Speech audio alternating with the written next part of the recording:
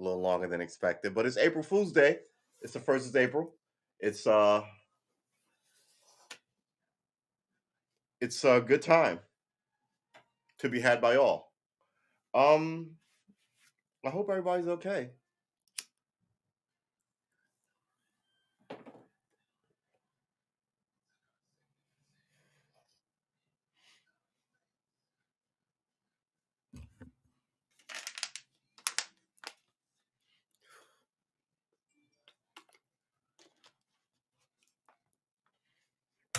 So,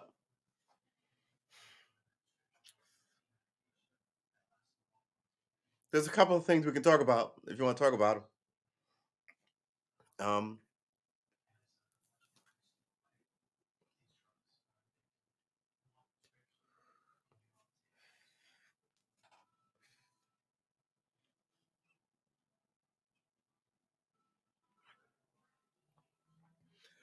Excuse me.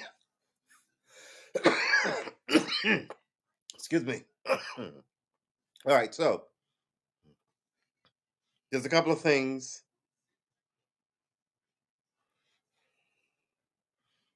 Oh, we can get rid of this.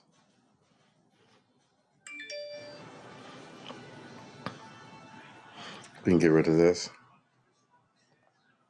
You know what? We can get rid of this too. Sorry. Every time I take a picture of an item,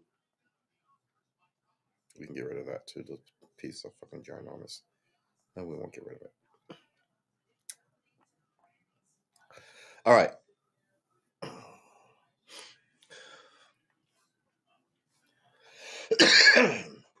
There was an article. No one wants to go, wow.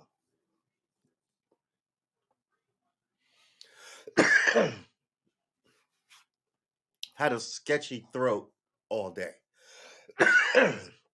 Not like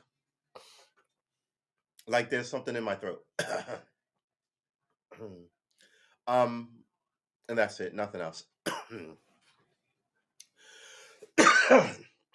I've been trying to cough it up. I can sort of feel it right at the. Anyway, excuse the coughing. That's what this is. No one wants to go back to the office as much as white men.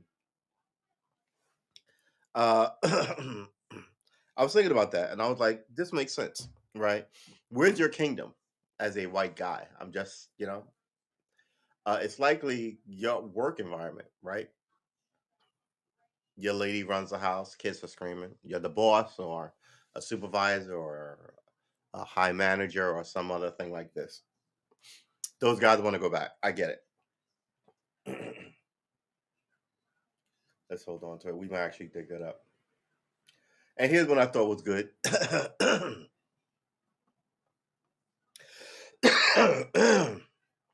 Excuse me. This one says, I didn't write down who I got this story from. Thin is back in, and we have to call it out. It's apparently a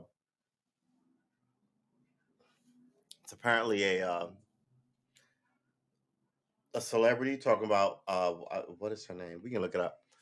Talking about this celebrity woman who lost weight, and she went to an award event and said, "Hey guys, I may look different because I lost weight," and everybody gave her a sound ovation and a round of applause, and oh my god, you're great, and you can go girl kind of stuff. And I'm sitting here thinking,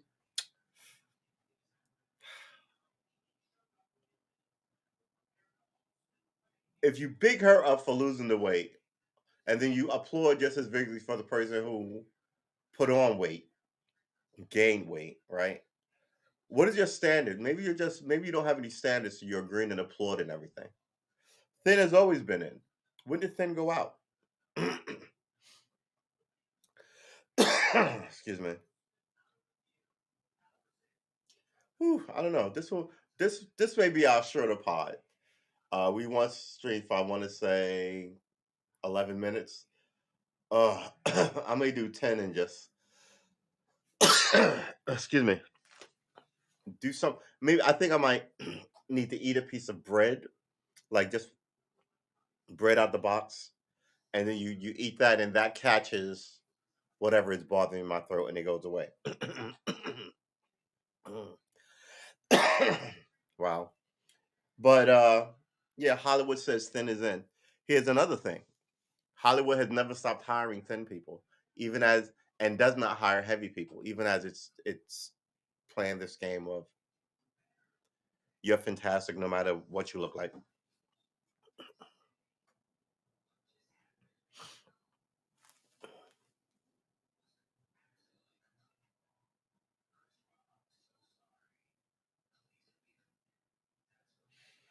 Here's a story. Police shoot hero after he disarms the gunman.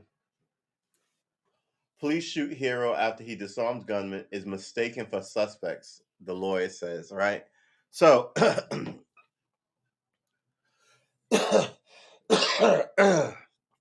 excuse me. So there's this fight. People are throwing blows. Dude takes out a gun, loses control of the gun. Someone else picks up the gun. He loses the control of the gun. A third guy picks up the gun, gets it away, right? Since it's a loose gun. The guy who pulled it leaves. The cops show up. The first thing they do is scream, "Police, drop the gun," and then just open fire. No one know what direction the scream was coming from. No one. They just opened up. All on video, not just the cops video, but there's a security cam video of what happened. Which is how they knew he wasn't the bad guy. Look, man, you got to do some. Yeah, you got to run with your gut a lot of times, but your gut can't be racist. You got to do some uh judgments on the scene that aren't all stupid and racist, right?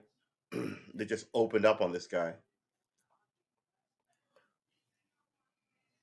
Is that lynching?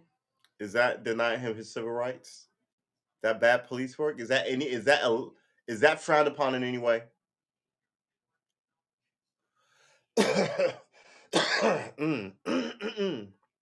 Oh, I'm making tea, so I'll be right back. I gotta go get my tea. Oh, and I gotta turn this light up.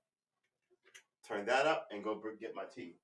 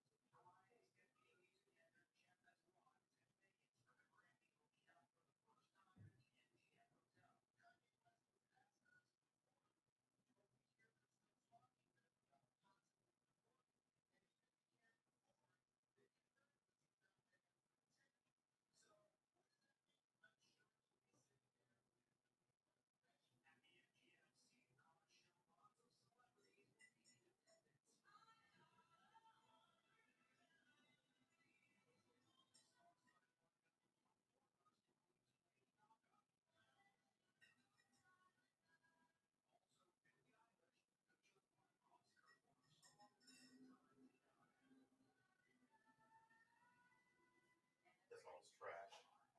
All right. All right. Sorry. Had to get the tea. Had to put sugar in it. I put everything but lemon in it. Could really go for lemon. But that extra 15 seconds I thought was just too much. Um,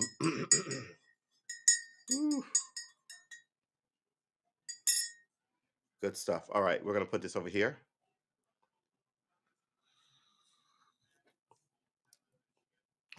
Could really go for some lemon juice. All right.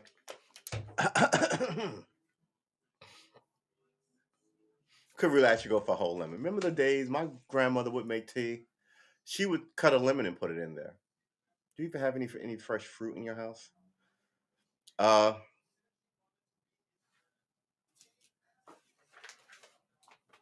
I was trying to draw the not the color wheel. The good lord, what's the name of it? The Not the color wheel. That's painting arts, fine arts. Not well. This is all fine art. Um,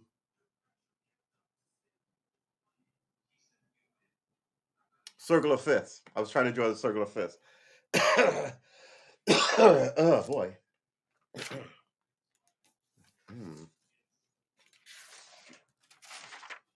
Normally, dropping lemon juice in it calms the thing down. So today is the first. We're supposed to be on Twitch, by the way. Uh, but again, wedding. I still have to. I still have to iron all that stuff. Uh,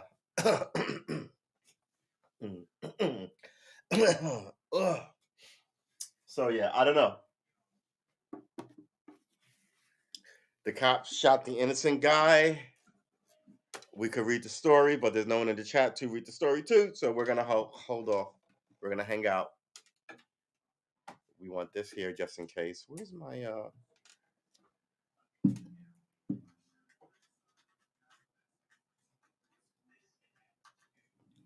Oh, here it is. I was wondering. All right.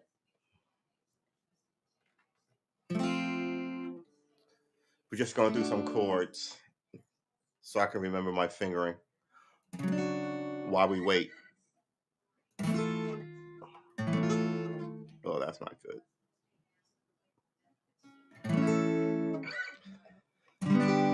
Whew. Ugh.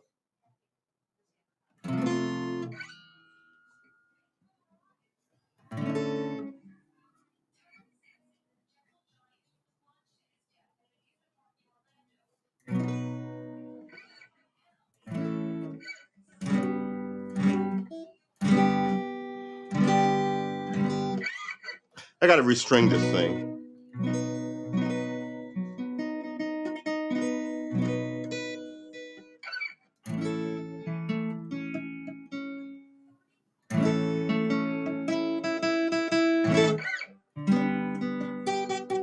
Oh man.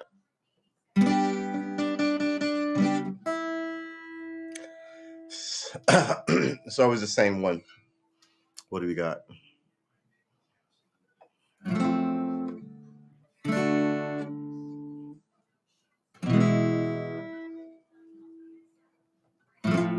Ugh.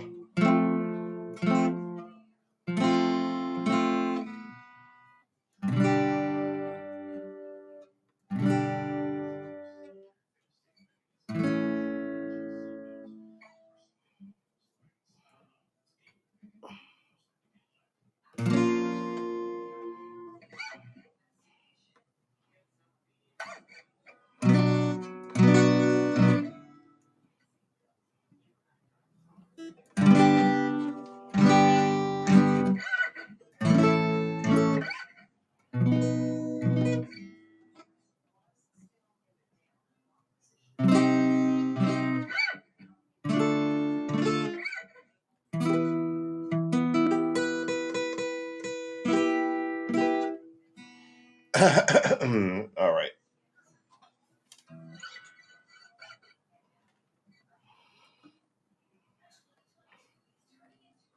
G A B. Ugh. C. Actually.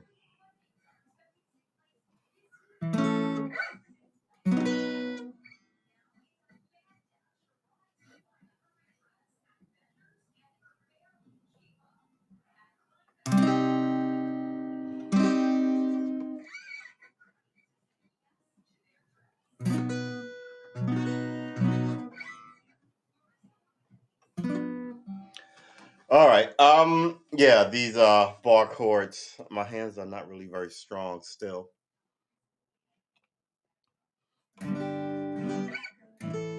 And I still have trouble with this thing sliding off my knee, which it still does. Right?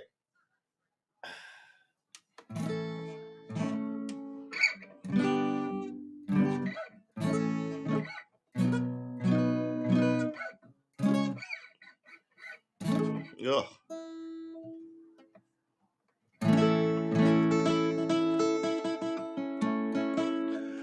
The one that I normally screw up is this one. Wait, yeah, no, it's this one. which is my B string. Because I don't push down deep enough. I know why, but I'm slowly getting better at it. But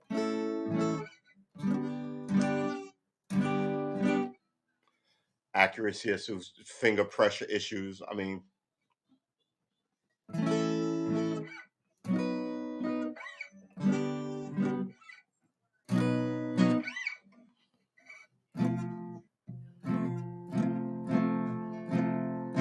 F. Ugh. That rattle. F. F.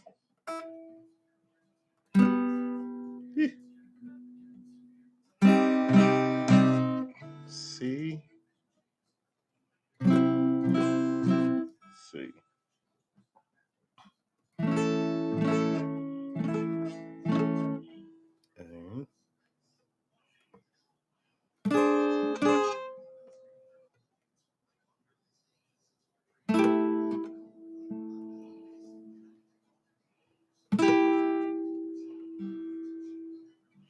And anyway,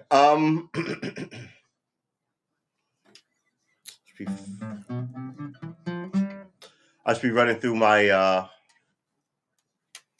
my notes, right? I mean, I still don't know how to read notes on paper.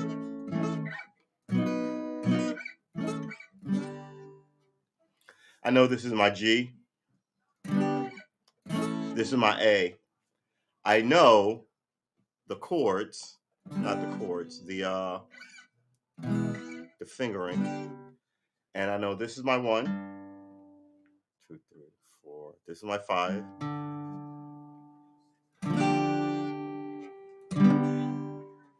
6, right? 5, 6, 7, 8.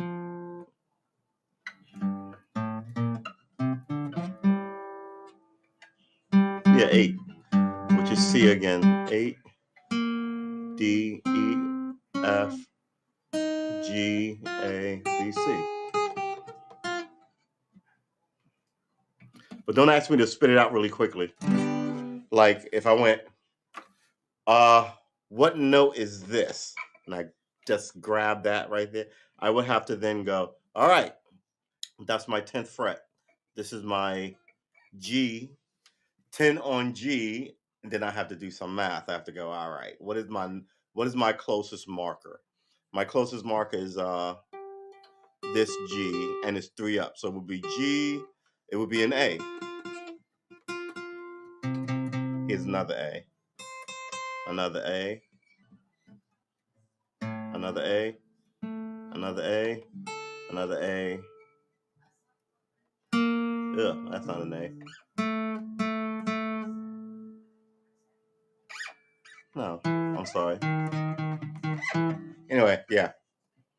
It's fun. Learn it at your own pace, learn it all upside down.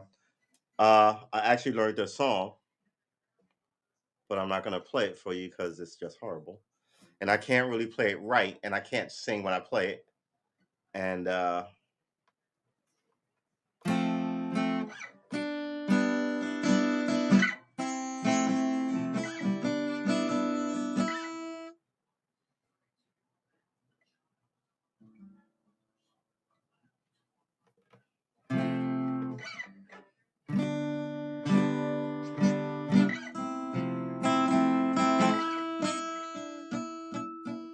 what am I missing on this one? Not supposed to be sounding this string, this note. This note, which is my...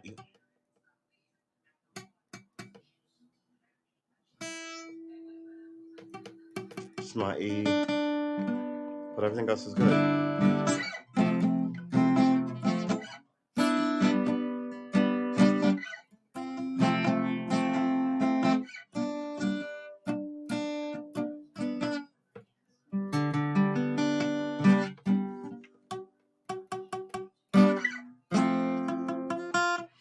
See, it has a sound here.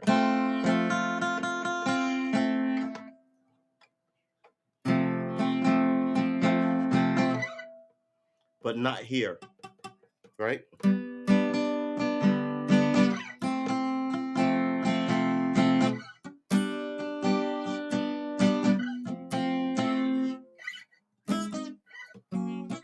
Yeah, my hands are weak. My accuracy. Ugh. See that? Hear that rattle? That's because I'm not squeezing it hard enough.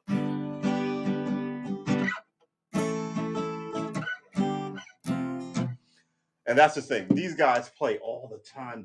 You ever shake hands with one of these guys? These guitarists, these musicians who work their fingers, pianists, ask one, just ask to touch their fingers. They probably won't let you because fingers are really delicate. You know, you could give one a good yank and never be able to play the same way again. But you can look at their hands. You can see how muscly and thin and linear their fingers are. Right? It's an amazing thing. All right,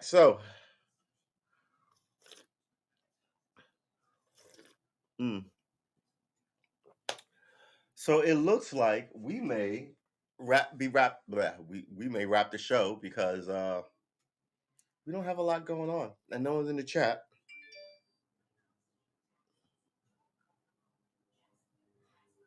Will Smith has resigned from the Academy. What the fuck does that even mean? What is that? It was a club. I just said that, John. That's amazing. Two minds think alike. What does that even mean? I mean,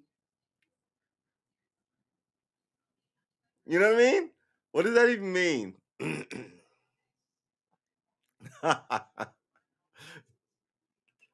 What does that even mean?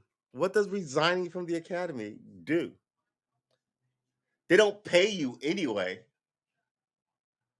He didn't resign or quit the Actors Guild though, right? That's the one where they pay you $40 million, and you can't make $40 million if you're not in the Actors Guild. You would be considered a scab or the actor equivalent. No, you'd be a scab. You're working outside of the union, right? Which I can go in on about the fucking philosophy of a scab, right? It's I know everybody, but don't even get me started. One day we're gonna have a union discussion. I'm pro union, but I've got issues with some of the shit that unions do. It's very mobster like, and people sit there for 30 years and don't do anything. It's all very you. We should look at the power, the halls of power every place, right? You should be looking to put yourself out of business, right? Unions should want to get laws right and made so that there doesn't need to be unions. They don't want that. They want to sit there as a union head in private office, making triple what everyone else makes, and hanging out with like these people, right? When I say these people, I mean whoever those people are. So if you're like the AFL-CIO, you can hang out with the senators and the congressmen, right? But if you're in the SAG Actors Guild, right, you get to hang out with the municipality and the local, you know, what do you even call those people? The local echelon, right? At that level. So, but yeah, he didn't resign from that. He didn't resign from the Screen Actors Guild. He resigned. It's sort of like being a policeman who does something, and you also are involved with helping the Boy Scouts, right? And you resign from the Boy Scouts. Uh, People will want you to not be a policeman, right? The thing that's paying you, the thing that he's most protective of is likely the acting shit, right? Because the way acting works is you could be a giant star in the '80s and the 2000s, and then when nobody wants to see you asking, you move to Lifetime. You still make $2-3 million a year being a D-list celebrity. It's better than working at Walmart, right?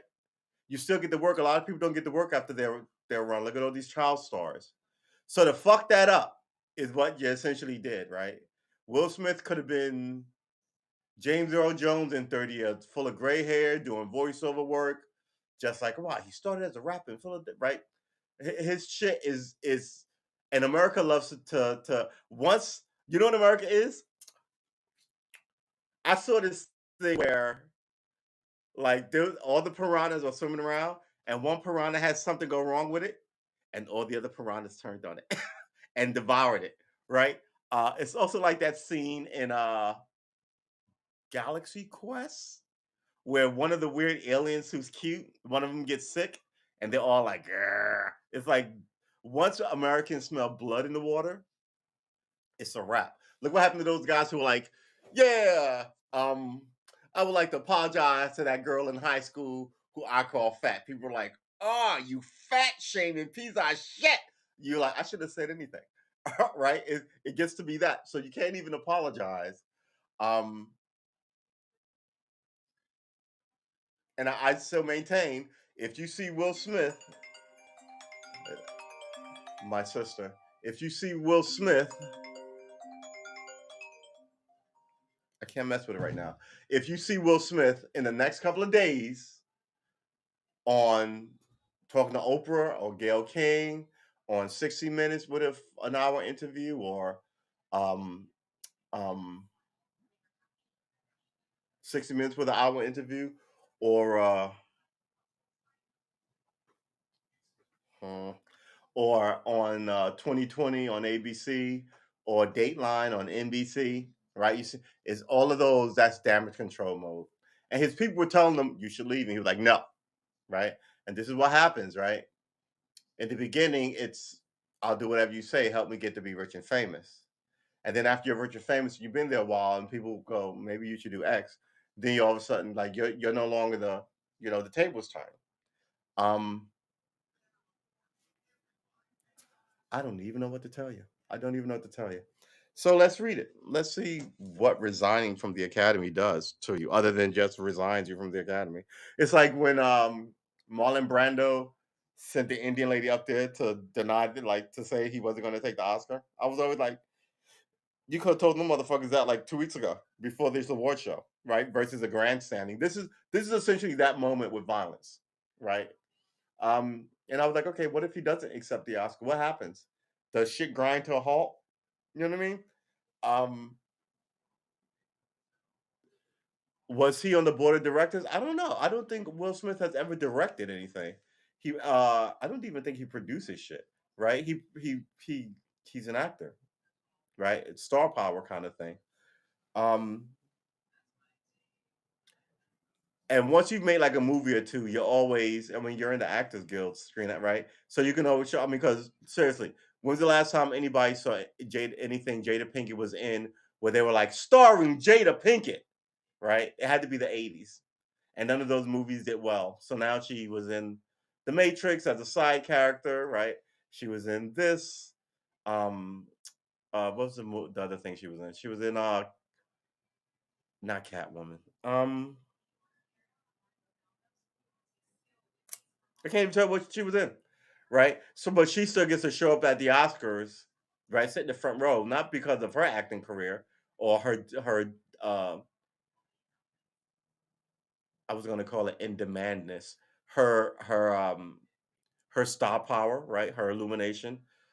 She was there because of his, and once his star descends, so does her star.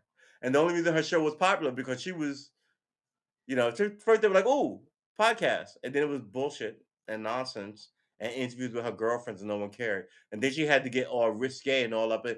I bang men all the time and let my husband watch. We were like, "Oh, maybe we should watch what Jada Pinkett had to say," right? So resigning from the academy, it's like, so what?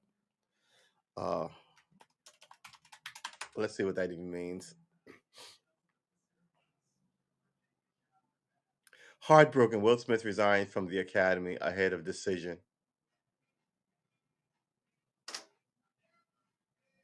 So, is this a way to circumvent them?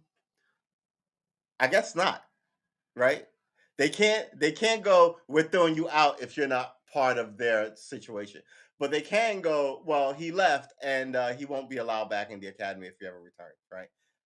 Prompting a ban, right? But nobody's gonna say that. I've never liked Will Smith. Will Smith is the king of bullshit.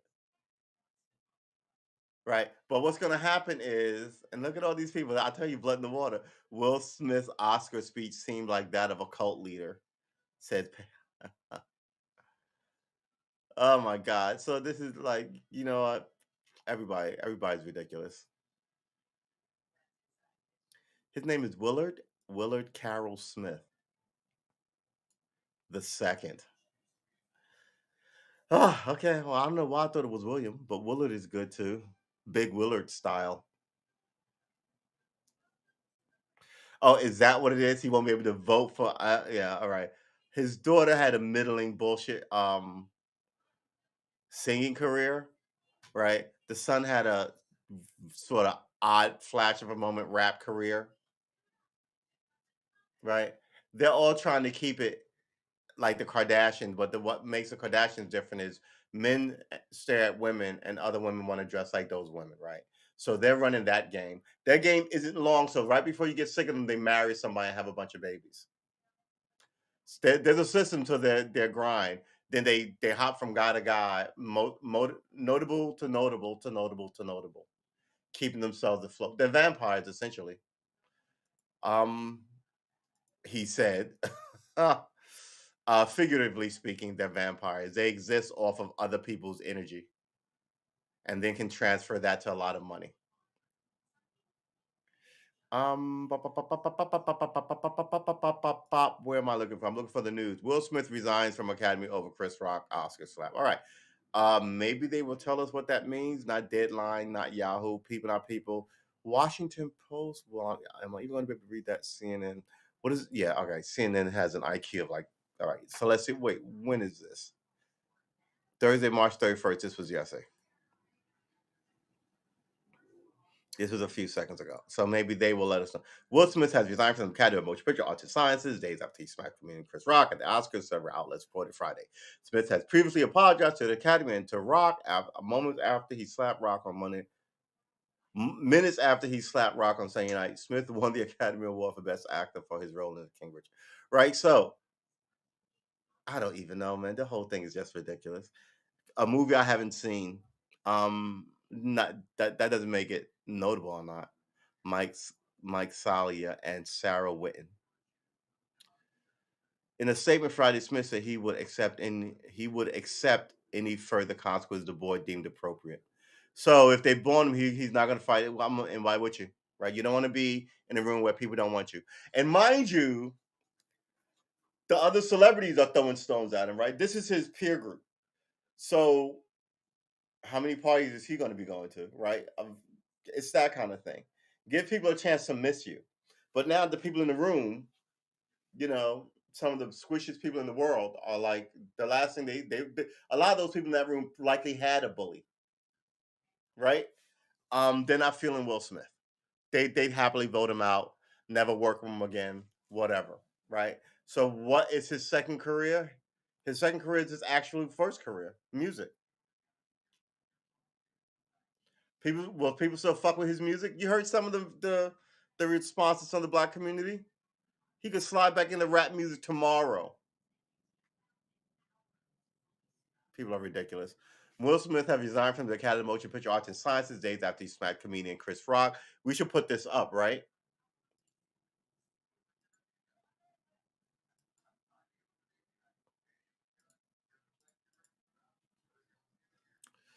All right, let's make this biggity biggity biggity. Okay, this is the headline that it comes with. Will Smith resigns from Motion Picture Academy over inexcusable Chris Rock Oscar slap. Right? Published Friday, April 1st, 2022, 7:01 p.m., which is about 35 minutes ago, 34 minutes ago. Um, Updated 3 minutes ago. Key points: one, Will Smith has resigned from the Academy of Motion Pictures Arts and Sciences (MPAS), not MPAA, Motion Picture Arts and something or other, something else. Anyway, I was trying to remember what that MPAA was yesterday. It has something to do with the Motion Picture Ratings Guild, I think. Let's close that. Will Smith has resigned. Motion Picture Arts and Sciences after he smacked comedian Chris Rock at the Oscars. Several outlets reported Friday. Two, Smith previously apologized to the Academy and to Rock. Did he really though? Minutes after he slapped Rock on Sunday night. Come on, man. There's a period there. You're supposed to slap. Minutes after he slapped Rock on Sunday night, Smith won the Oscar for Best Actor for his role in King Richard. In a statement issued Friday, Smith said he would accept, quote, any further consequences the board deemed appropriate, end quote. Will Smith have resigned from the Academy? We just read all that. Ceremony in Los Angeles. In a statement issued Friday, he said he will accept inquiry. Group Board of Governors deemed appropriate. We just read that. My actions at the 94th Academy Award presentation were shocking, painful, and inexcusable. Who is it shocking to? Oh, really? This doesn't light up? Just the letters turn blue. Okay, I get that. Um, Shocking, painful, and inexcusable, he said. Smith had previously apologized to the Academy and to Rock. Minutes after he slapped Rock on Sunday night, Smith won the Academy Award for Smith won the Oscar for Best Actor for this. All right, I guess they give you the bullet points in the first three paragraphs. They just reword it. Love will make you do crazy things, he said in an Love will make you do crazy things, he said in his acceptance speech. He is doubling down on this. I was defending my woman thing. Let me tell you why that is not going to work. There used to be a thing called crimes of passion where you come home from work, you find your husband in bed with the maid, and you shoot them both. People go, he would never have done that. And everybody will go, that's right. And he's not a danger to society, Your Honor, because, well, quite frankly, he just killed the only person, right? But I mean, uh, he's not messing with this person or that person, right? It was just once a lifetime shocking moment. This woman he loved, this man she loved, or whatever the case may be. No one cares. Right now, I don't want to say no one cares, but the idea that you won't fall in love with somebody else, and God forbid they treat you badly, you kill them too. You know what I mean? Um, Crimes of passion. People can be just sinister to kill people, and then say, "Oh, it was for love," right? He broke my heart. I broke his heart. He cheated on me. I cheated on him. You know, whatever the case may be, versus trying to mask it with a, uh, um, trying to throw themselves on sympathy when they're masking this sinisterness. Uh, so yeah, that doesn't work. So his idea of love will make you do crazy things implies any guy who's offended at somebody may have said about anybody can go attack that person. That's crazy. Love will make you do crazy things, he said in his acceptance speech, one of several apparent references to his attack on the comedian. Rock had made a joke about the close cropped hair of Jada Pinkett Smith's wife, Jada Pinkett Smith, Smith's wife, Will Smith's wife, who had alopecia, a skin condition that can result in hair loss. On Wednesday, the organization behind the Oscars said its board of governors had initiated a disciplinary proceeding against Smith for violating the group's standard of conduct. He was going to be thrown out. During the board's next meeting, trust me, people in the board were like, it's not going well for you, right? If he got the same hubbub of like, they're not happy with it, but they're talking about like a year suspension, he'd have stayed. But he probably got like, they're going to throw you out, right? Let me get ahead of this. It's all of it is just so comically not even sinister. It's just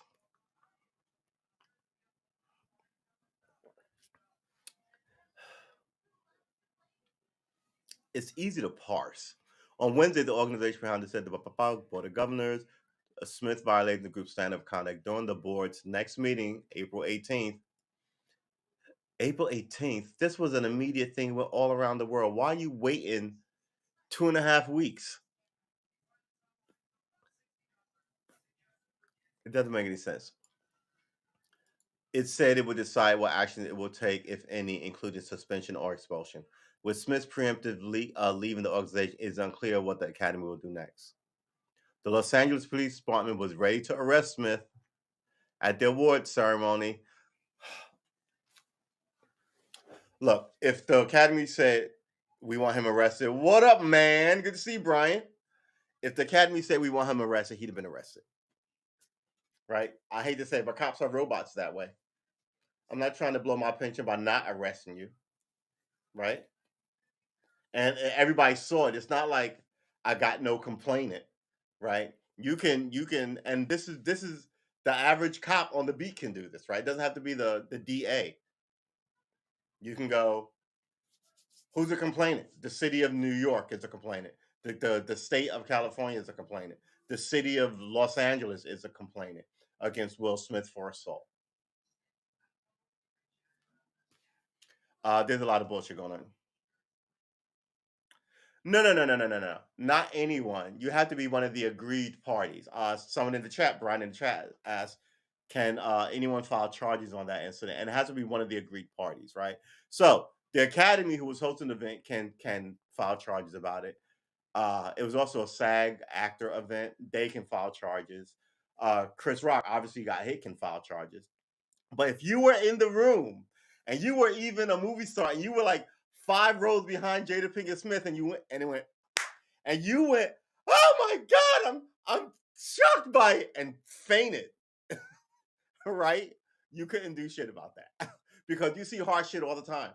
It's called like people slow down at car accidents, right? So were you traumatized? The whole it was on TV. The whole world was traumatized. Uh, I think you have to be for it to be actionable. I think you have to really be able to prove you were harmed. Um, yeah, it shocked the senses. Yeah, it did shock the senses. But you've seen worse shit on TV. You've seen worse shit in the movies, and you've seen celebrities behaving worse, right? So I don't think a judge can take your case for it, but they can definitely take the cop who's not even in the room. The cop who saw it on TV can go arrest Will Smith and say the state of New York. I mean, it's not against them, but they would probably ask him, "What? This one just makes you sound crazy." So that might get them to drop the charge to do any number of things. But the guys in the arena at the time, yeah, they could have absolutely arrested him. Absolutely, fully covered by the immunity laws too. We had to complain it. They wanted him arrested. We said, get up, come with us. He said, no, we fought him on the Oscar floor on fucking TV. Because, like I said a couple of days ago, the law has to win out. The law can't fail. Otherwise, you will have people doing whatever they fucking want. Different laws all over the place, right? The law has to win. Here, we can burn you out of your house if we don't like you. That's not the law winning. The law comes in and throws all those people in fucking jail. We're killing joggers now. Oh, no, you're fucking not. Right? So in Afghanistan, there's these tribal regions where the federal government has no power. There's your first problem. You got to bring those dudes to heel, as it were. Right? They'll shoot at you? Absolutely not. Right? Same things going on in Mexico with the cartels. They'll kill cops, they'll kill judges. They got an issue down there. Here, nah, the law must win out. Otherwise, you have all these essentially warlords running around doing wild shit. Um, Does that make sense? I was talking to Ted earlier. He said that for Smith's well-being, he needs to take a $30 million leave. He needs to take 30 million, leave his family and everything behind, and live with monks for 5 years to find peace and rebuild himself. Nah, you know what? This kind of fuckery is well established. I don't think he can get rid of it in 5 years, right? I think it's how he got rich. Look, remember what's been going on the last 10 years with that place, right? All these women claiming sexual abuse. I always point out no one keeps a secret. Everybody talks, right? How come nobody well, how come people still working with Weinstein and all these other people? Because the place has zero morality. The guy got a standing ovation. And I think it's because nobody wants to rock the boat. I'm a giant million, so I made $30 million last year. I'm gonna come out and say XYZ before Harvey Weinstein's indicted. And what if he doesn't get indicted? Then my career's over and I made all these enemies. You see what I'm saying? So now he just needs to be honest. I think he's a closet homosexual. And my point is it's the modern fucking era. You don't need to be a closeted anything. You can come out and be like, I only date blondes, and people will be like, okay, right? Didn't Hugh Hefner only date blondes? All right. I mean, I think it's weird, but okay. I mean, there's so much going on that no one cares, right? No one really. I mean, the super conservatives care, but generally, other people are just trying to keep the lights on. Hey, did you hear? True's gay. How does that affect you, Brian? Are you fired or something because I'm gay or I'm not gay or I was gay once or twice or I'm gay every alternate Thursdays during the fucking full moon? No one cares. And this is the problem. They still live like I think they build images on lies. You know what I'm saying? So nowadays, especially with the internet, you might as well just say, look at that little Nas X guy. Came out as gay, right? The rap community was like, nah. Because the rap community isn't what it was in the 80s, what everybody keeps saying it is. Everybody's a millennial. Everybody has a cell phone and grew up. You know what? So they're like, so what? What, their parents don't like it? Their parents aren't buying his records anyway. So Will Smith has that. I think Will Smith had that. I can't be gay. Like 1980s vibe look to it. Look to his weird sexuality. But I mean, watching another guy bang your wife is just, hey, if that's your kink, that's fine. Right? We all have something. And again, I'm like, if you do, that's not on anybody. Maybe, but here's the thing: maybe your wife shouldn't have told people, but it's not like you're cheating. It's still better. I mean, it's honesty in your relationship. Maybe the people outside of it aren't enlightened enough. Let's use that word to understand it. Right? Maybe the society hasn't moved to a space where more people are like, nah, yeah, please bang my wife. My back hurts. Lord, right? No, you know what I'm saying? It's not at the point where, oh, your wife is pretty. Oh, my wife thinks you're pretty too, right? Oh, my wife was saying you. Hey, maybe we should all go camping. Nudge, nudge, wink, wink. And then the people over hearing that going, y'all know y'all just gonna fuck. Y'all need to go camping because everybody's, nobody's judgmental about the sex shit anymore. What people should be hot about is my fucking government is stealing from me. So all of this shit is a distraction, right?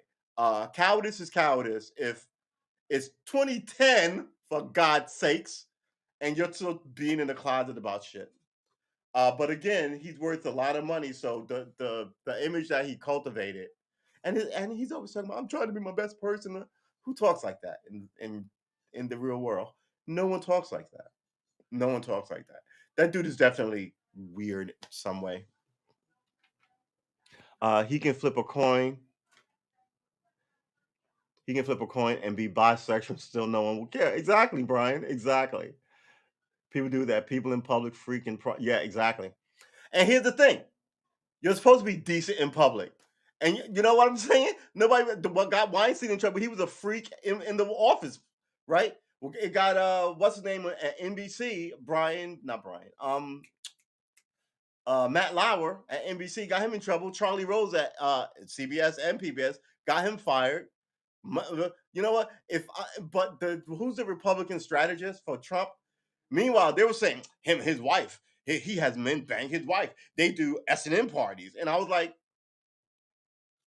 okay, then he's doing it with his wife, and they're adults and there are no kids. Why do you're the first people to be like, oh, so and so is living her groove life and running. You know what? And that's it. They're always trying to get you to hate somebody. So you got to ask what their standard is, because their standard is always shifting. So then you have to ask yourself, what is your standard if their standard is always shifting, right? So I don't care who you're fucking, right? I don't care how much porn you watch, if you watch any. I don't care if you go to church or don't, right? I care about what you do in the public setting, right? Don't be an asshat. Why are you harming women and children? Why are you letting your violent dog run wild in the street? Right? I mean, I'm most concerned about the judicial shit, quite frankly. But I do a lot of social commentary. Some of this stuff doesn't make any sense. The idea that he got a standing ovation says the society is broken, right? John Armour says, oh wait, uh, John Armour says that was all about proving something to Jada. Yeah, hey man, look, listen. No disrespect to the ladies who are listening, but if you're a man and you're older than 25, you've had a woman in your ear telling you what you should do, or if you cared, you would do something, or if you were a man, you do something, right? You build up a tolerance to that as you get older, because you know when it's for real, and you know if that person is serious, if it's for real. to fix it, right? To do it right. She's right. I want to be better. I want to be better for her. We can be better together. Da da da. Versus, I'm not trying to fucking listen to this woman go on about what I. She's always going on about something I should be doing and never something she should be doing, right? And 6 months later, that's why we broke up. Or, it works out and you get to know she, she's just more verbal than most, and she's complaining about this, but I can hear it when I need to actually be on my grind so I don't get a shoe thrown at me. And that's between you and your partner, your personal relationship dynamics. And some people just get yelled at all the time, and they're fine with that. And the other person who's yelling at them is fine with that. Then who am I to say that that's an unhealthy relationship, right? They're married for 50 years with this vibe, and then when one of them dies, the other one weeps to no end. What the fuck am I going to say that their relationship is wrong? Right? You see what I'm saying? But they always want you to take a side and be like, in the Kanye West, Kim Kardashian thing, they want you to choose her. Even as 10 years ago, they will all turn you to hate her. Calling her a whore, only date black guys. Remember those jokes about Kim Kardashian? Now all of a sudden she's the victim. Give him 3, 4 years. She'll be going back to being a fucking scuzzy piece of shit, according to the American media outlets who cover these people. And they'll want you to, isn't she right? Because we're the tastemakers, isn't she right? And a lot of people are like, yeah, damn fuck.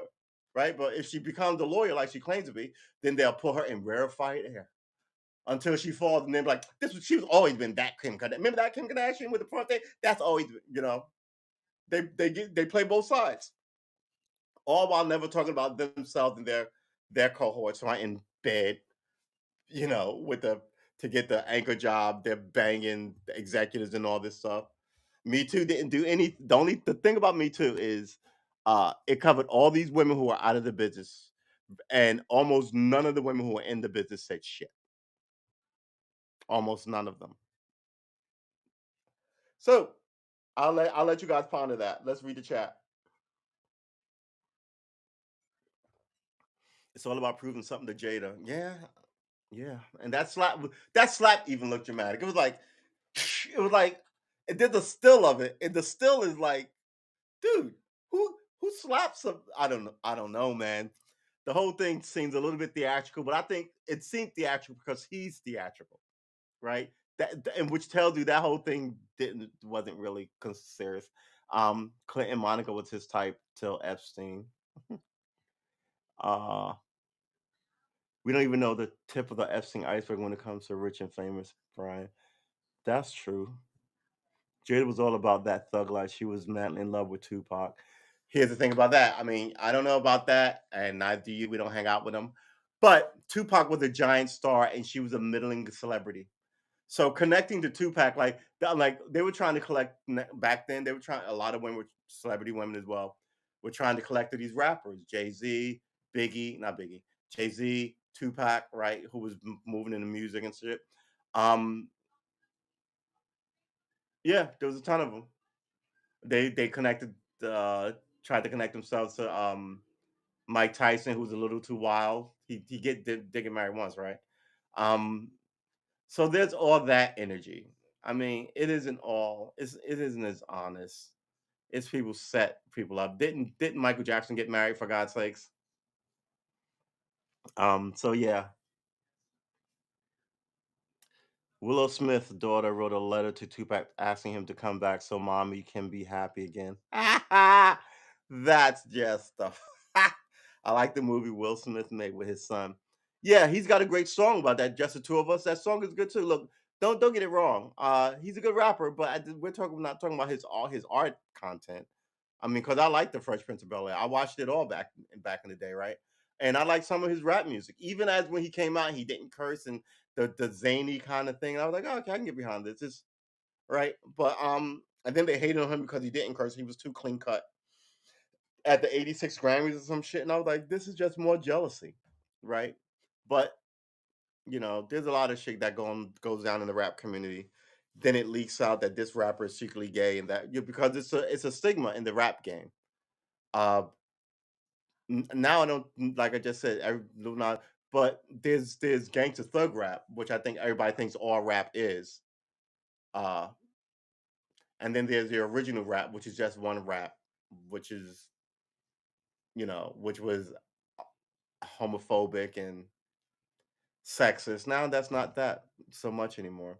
But there's still that other energy that's still the core of it, which is uh gangster rap music, gold giant chains, flashy cars, I'm about to say discos. Then I was about to say go-go bars, um, fancy cars, nightclubs, that kind of thing. But that isn't all rap. That's the rap that people get pushed the most. Uh, I like the movie with Will Smith and son. Kim Porn with Ray J was so boring it made me want to do homework. That's bad. Oh, Kim's Porn. Okay. Yeah, Pursuit of Happiness. I didn't see the Pursuit of Happiness. Where he was homeless and he was trying to get a Wall Street job. Yeah, somebody tell me how that works out. I would have loved to have a mentor who put me on Wall Street at like 20. I'd still be there. Then I have all this money to start my side projects like fucking Boy Scout camps all over the place and Girl Scout troops all over the place, right? How to invest in all these for like kids all over the place. Yeah, my whole thing is this. You don't want a shitty society, you have to rescue the people. I think their philosophy is this. We run herds of people like cattle. So you're not a person, we don't care about your wants. But what we have is 30 million 20-year-olds, 30 million 20 and a half year olds, 30 million 30-year olds, 30 million and a half. Oh, we have our aging population who's down to this, and and so you're a being, and they don't care how crowded your pen is, right? And they all escape the being kind of life, and they're all, you know, industry magnates or politicians. As the view on the ground gets worse, they're far further and further disconnected from it, as I see it. All right, so what am I looking for? First of all, why don't we close this? Got all these people looking at me. Um,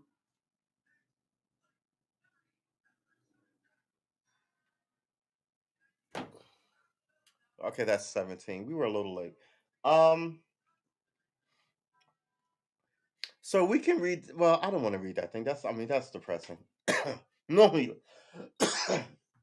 normally we don't talk about celebrity stuff, but man, this thing has dominated the news. My daughter listens to Young Thug. See, a poet, a poet. I'll tell my nephew I love him.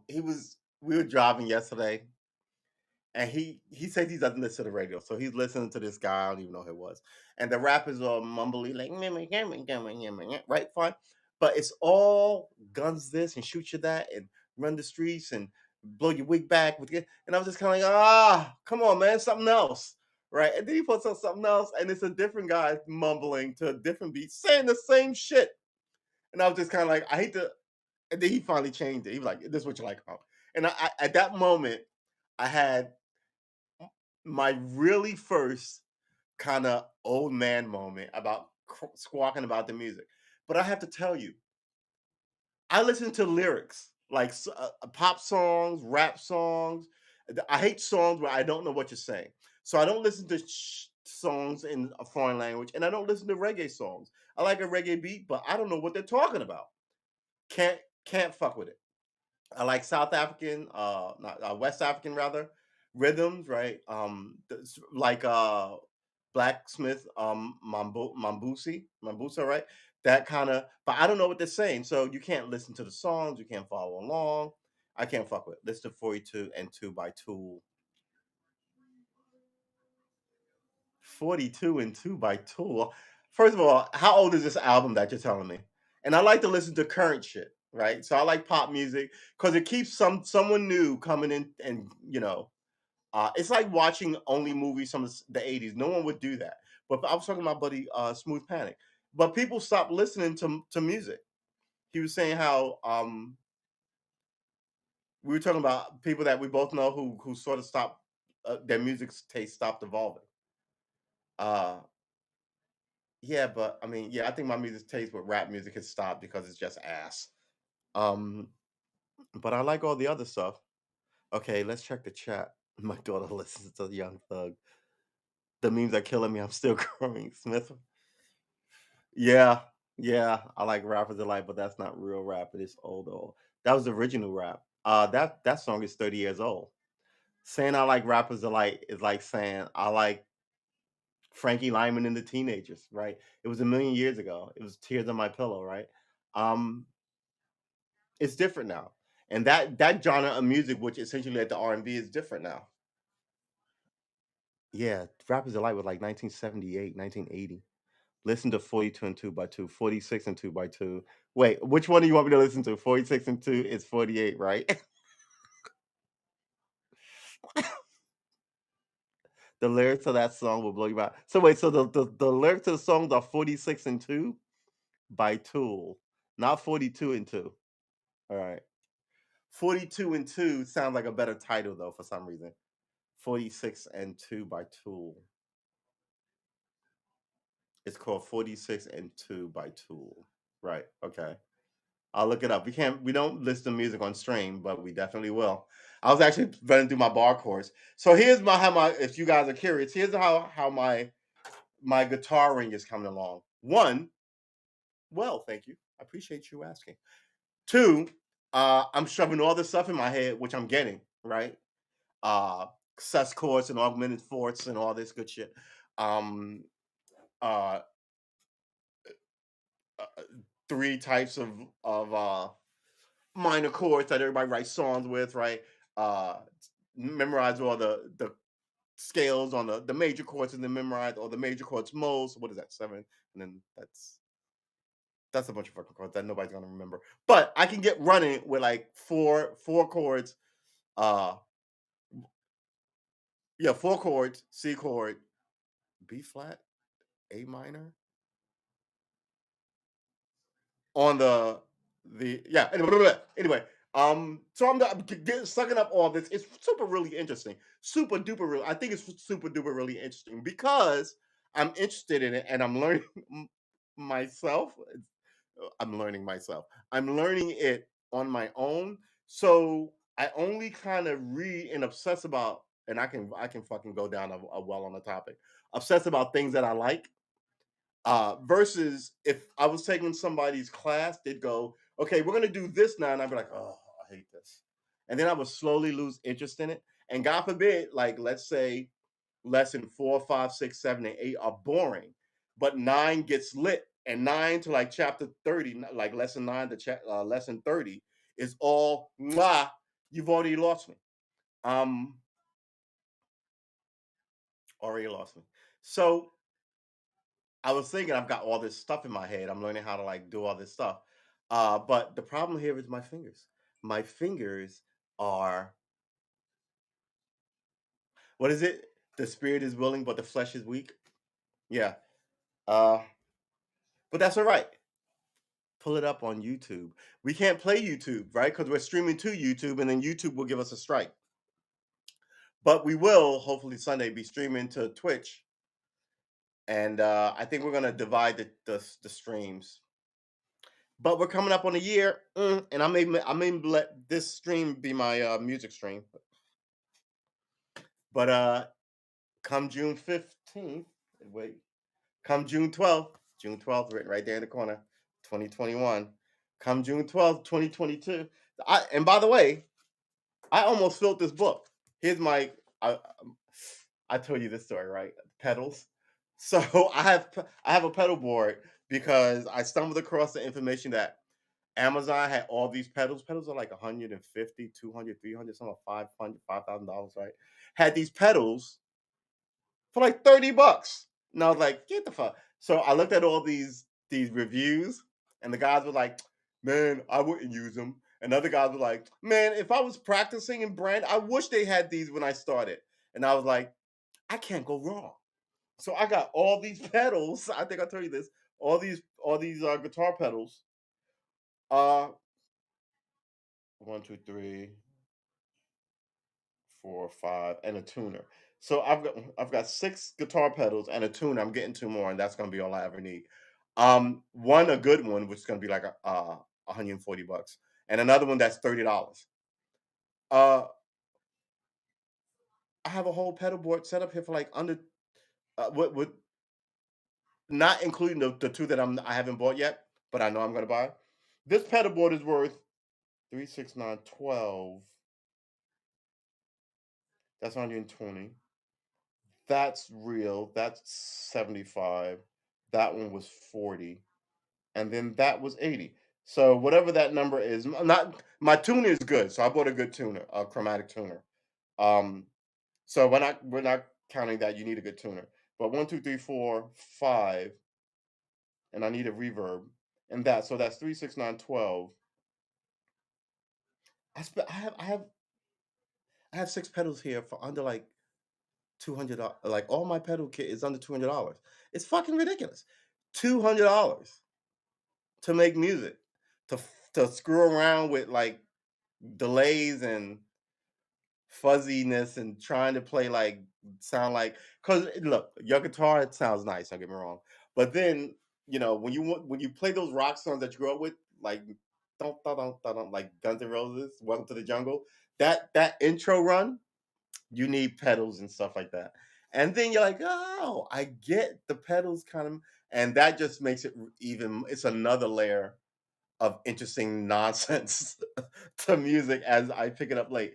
I think I might go to Group Me and see if I can start like a group of people to play uh guitar together, or at least study and fuck around with music together.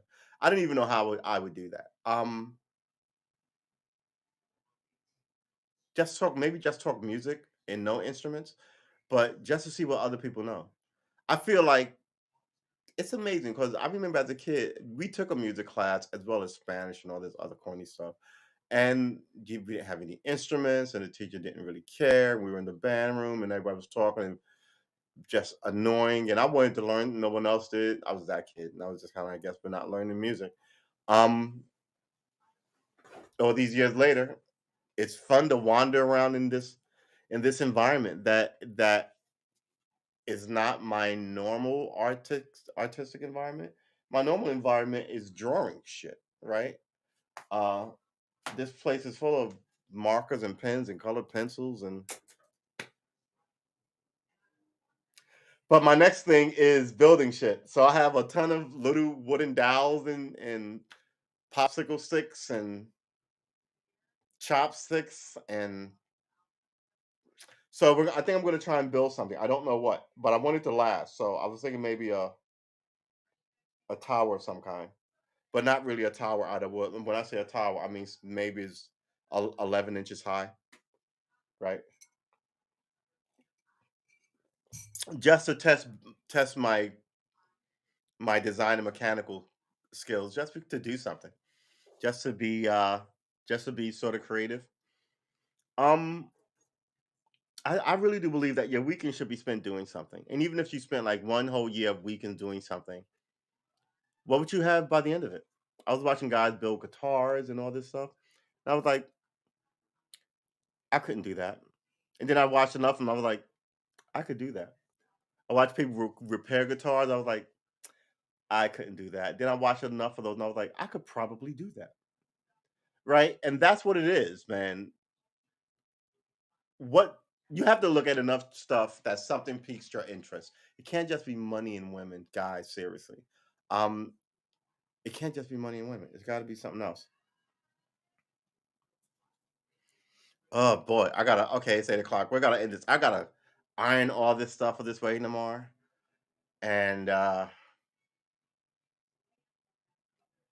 we're gonna play some guitar tonight. Even as so, here's another thing about it. I'm realizing. I mean, I need a new electric, but I realize I spent the last 10 months, essentially more than that. June to March, April, May, June. All right, so 9 months, right? So I spent the last 9 months essentially playing acoustic, teach myself acoustic. On acoustic, uh, the only thing I'm good at now is freaking ugh, tuning this thing. And I realized I've played every day enough that I know what my problem is. My hands are weak. I said that before. They're slow and they're weak. So, and I can hear this. So when I do this, that rattle is because I'm not choking the ever-loving frick out of this thing. Look, right?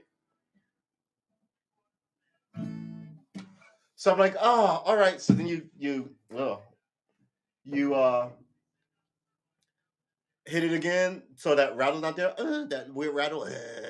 So it's clean, like that, like ooh, like it rings. You're like and you can only hold it for like 3 seconds. Then your thumb hurts and your hand hurts. Then you try, yeah. So that's where I'm at. I'm like, oh, I know what I'm doing wrong. I'm getting the knowledge. I'm I was talking to my homie who's he does jazz guitar. I think I'm gonna be a blues guitarist because right. And he was I think I've gotten good enough to know that my entry level guitar is good, but I've outgrown it, which is weird. Um, there are some things that I want different on it, and that comes with knowing enough about an instrument, right? So I feel good. I'm like, oh wow, I learned a little something. And even as I actually learned how to play dreams, but yeah, again, we're not even gonna. Uh, and that took me 3 days, and I felt really so just 2 chords. Oh my god. But yeah, I think I'm in my wheelhouse of learning a song uh by June in a year, right? Because I didn't know anything, and I was like, "Oh, I can learn a song in 2 months." And then the more I've read and looked and read, and you remember those days, and I was like, "I'm not gonna be able to." Like, I'm like, maybe at the end of it, I can know like 3 or 4 songs. Remember that? I'm not gonna hit that window, but I will probably know two because I'm something tells me there's probably another 2 chord song out there, and I know enough scales, chords to play damn near anything. It's just that my hands are weak and it won't play the whole song because weakness, and my hands are ill. What's the word I'm looking for? They're not accurate.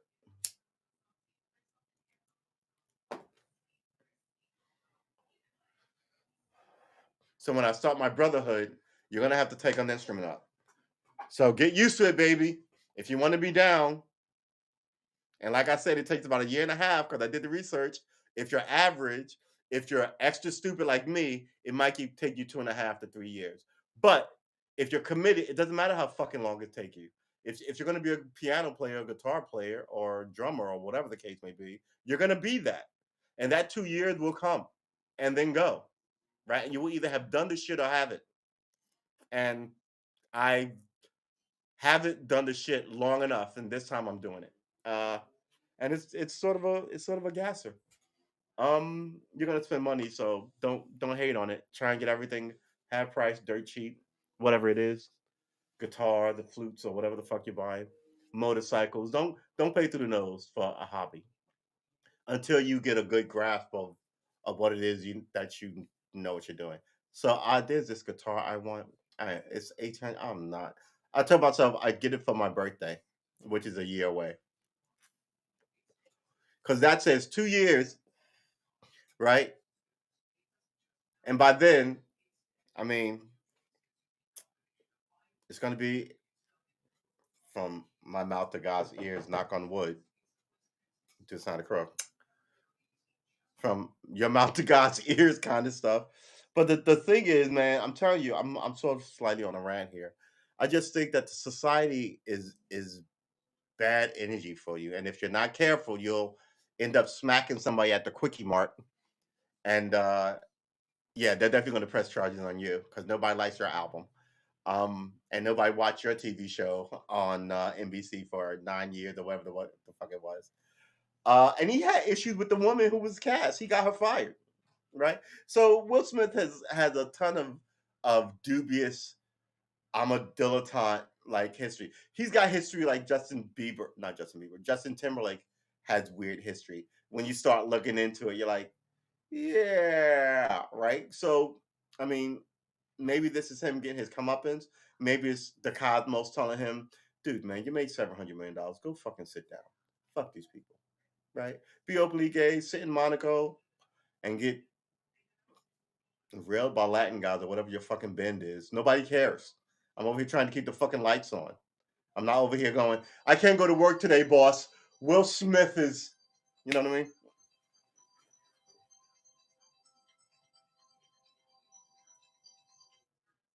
Woo. All right, that is it. It is 8:15. Um, I hope that last rant made some sense.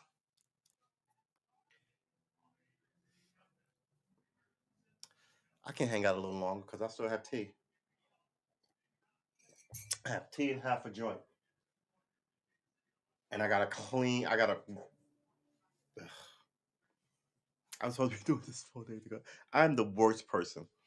Uh, I'm so weird. Lean into that shit sometimes, homie.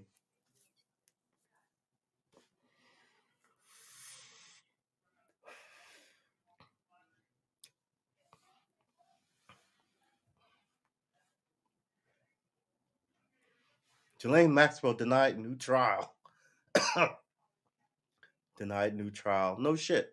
Um, House passes landmark marijuana legalization bill. Let's look at that. We didn't actually get finished reading this, but I was just sort of over reading it. Will Smith presumably leave the octa is unclear. The Atlanta Police Department was ready to arrest Smith. The academy said Smith refused to leave. Rocks, meanwhile, has refrained from commenting too deeply on the slap. He told the crowd at a comedy show earlier this week in Boston that he was still processing what happened. No one ever asked about Chris. How's Chris doing? Is Chris all right? Someone pointed out a really good thing about this thing. They said one guy talked about his history in the book where he had to make jokes to stop from fighting people so they wouldn't pick on him, they would pick on somebody else, right? And Chris Rock had a whole TV show about his childhood, about him being bullied and picked on by everybody, bullied by boys at school and bullied by his family, right? So I was like, yeah, I guess that is true, right? One sort of like tried to avoid the beatings by being your friend and watch you beat somebody else up, and the other just fucking dealt with the bully, right? So, I mean, people, he's maybe he's used to dealing with bullies, but again, he's not. It's dude. I hate to say it, people talk a lot of shit, but a big dude is a big dude, and they take a certain amount of chopping down like trees, right? Fighting big dudes is a skill set, and you might be able to fight this big dude or that big dude, but yeah, the full skill set. I mean, big, yeah, man. I don't even know what to tell you. Um, I only did it with a whole bunch of other fucking people. I'm just like everybody else. You're a giant and you're causing problems. Somebody get behind him and hit him with a chair. But yeah, this is you one on one at the Oscars. What are you supposed to do?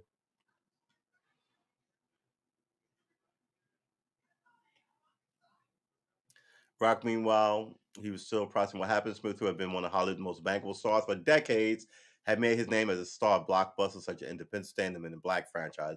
But he mixed in serious dramatic roles such as Ali in The Pursuit of Happiness. What seemed like a quest for an Oscar glory, now his long sought after Oscar Academy Award will forever be associated with the most shocking moment in the show's history. Read Smith's complete statement. No, I won't do that. I don't need to read this statement. I think he's full of shit. Uh let's close this. House passes landmark marijuana legalization bill. Smoke them bitches if you got them bitches. All right. We can have up to like a pound of weed here, right? I gotta tell you, man. I told my boy this. He wanted to pass out. I bought um. This is legal. This is illegal. This is legal in my state. I bought like an ounce for like $100. In New York, I used to get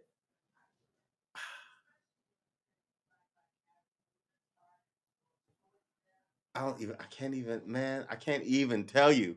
Can't even tell you. I'm just saying that it makes sense what you did if you want to deal with crime and criminality of marijuana.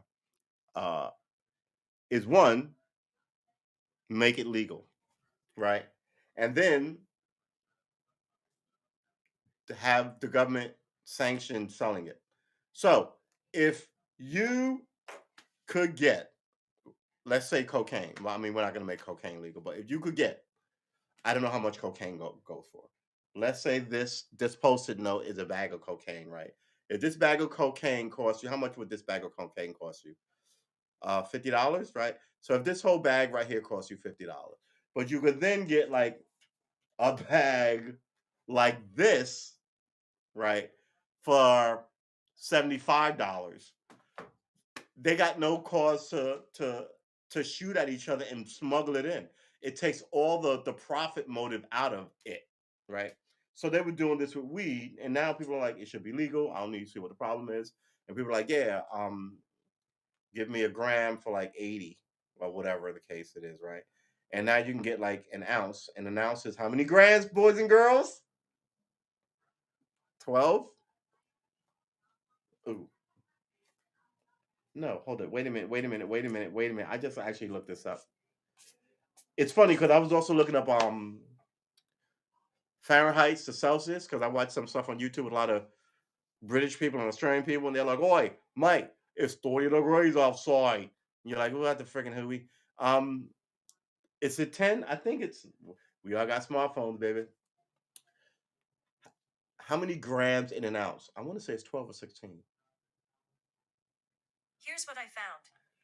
You could tell me six sixteenth ounce. Oh boy, boy.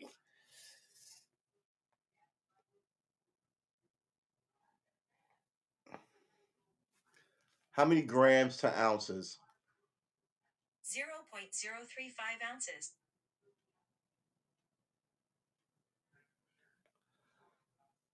How many ounces in a gram then? The answer is 0.035 ounces. 0.035 ounces in a gram. That doesn't make any sense. You're telling me a gram is smaller than a what? Hold on. What am I asking here? And mind you, this thing took me a couple of days. Never mind. Hold on. You know what? We're gonna go over here the old-fashioned way, baby. Converter.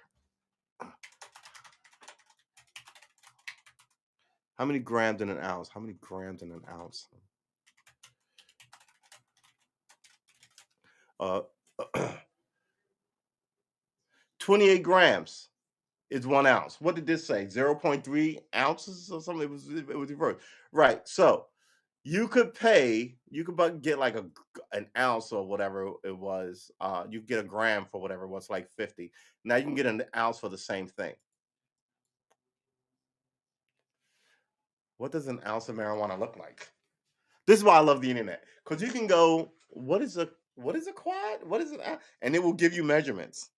Uh how much is an ounce? Uh how do I do this? Of weed. I would like to remind you kids, you boys and girls, that Half Baked is on Amazon. I look at this. So this is what we're talking about, people.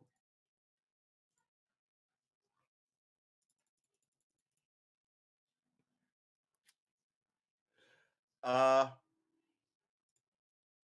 it's I don't even know what the oh, what is this? Average cost of marijuana. Huh. What is the average cost of marijuana? Wow, this is a pretty good map. Good job, guys. I'm very proud of you, stoners. 274 in Idaho, 233 prices for an ounce, 233. 360. Yeah, I just bought an ounce for $100. 364 on the black market. You take the profit out of it, and then all the profit that you do make all go to legal means. So now the cartels or the so don't there's no fucking markup in selling weed, right? Because there you can get a fucking pound of it for $50, and we were moving a pound of it for $30,000 or whatever that number was, and it doesn't make any sense to move it like we were moving it for $30, right? So instantly they're out of that business. A lot less shooting in it, right? Uh, this is, I mean, this is what has to happen. It's $314 in Hawaii, which makes sense because that's an island. Why is it so much in Louisiana? Because the ground is swampy and nothing really grows well there, like weed. All right. So why is it expensive in Chicago? Chicago's have rough winters. Um, can't grow it outside. Why it's 337 in New York. It's down lower, but New York is high up in the grow belt. But New York gets brutal winters too. But New York is also sitting on all that sediment from the glaciers, right? So the ground is will fucking grow you anything you want it. Um, Idaho, is this Idaho 242? Why is that only 242 there? Where's the desert? Where's this is Arizona? It's hot in Arizona. Texas is ginormous. Why is it so high in Texas? Since everything is legal in Texas. Huh. Let's check the chat. A fat baggie. $48 an ounce here in MA. That's crazy. That's crazy. Yeah, I got an ounce and they threw in a bong. A tiny little nice lovely bong. So I remember close to Washington, Idaho. Right. This is can you guys okay, so this is Idaho. Hold it. I'm trying to put my mouse. Let's do this. Do one more. Perfect. Uh this is Idaho with the tiny little apple that runs into Canada. Next to it is Oregon, right? Above it is Oregon. Below it, rather, is Seattle. Below it is Oregon, California. 270 is Nevada, Arizona, and New Mexico. 242. I could have sworn is Idaho, but above 380 might be Idaho. Montana. Yeah, anyway. Don't get I can't I don't even have the brain power to freaking remember my seventh grade yet. I'm about to say geometry. Geology. Geology? Geology is the study of rocks. What is the study of places?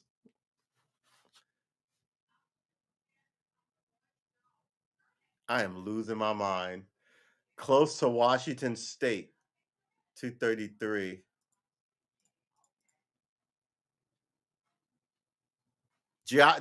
Thank you. Geography. Oy. Ugh. So yeah, look at this. I mean, it's hard to get. I mean, yeah, it's on a volcano, so the ground is fertile in Hawaii, but it's hard to get shit there because it's an island and everything is smuggling. Everything is smuggling. Oh my god. Uh everything is about 300. The most expensive one is 354 in Detroit, 340, 355 in neighboring. Oh, what is this next to Detroit? Ugh. Chicago. I'm sorry, Chicago, 363. Uh, above Chicago is North Dakota, South Dakota. Why is this all of a sudden fun? Um, all right, 288 Maine. Yeah, $598. Where is this?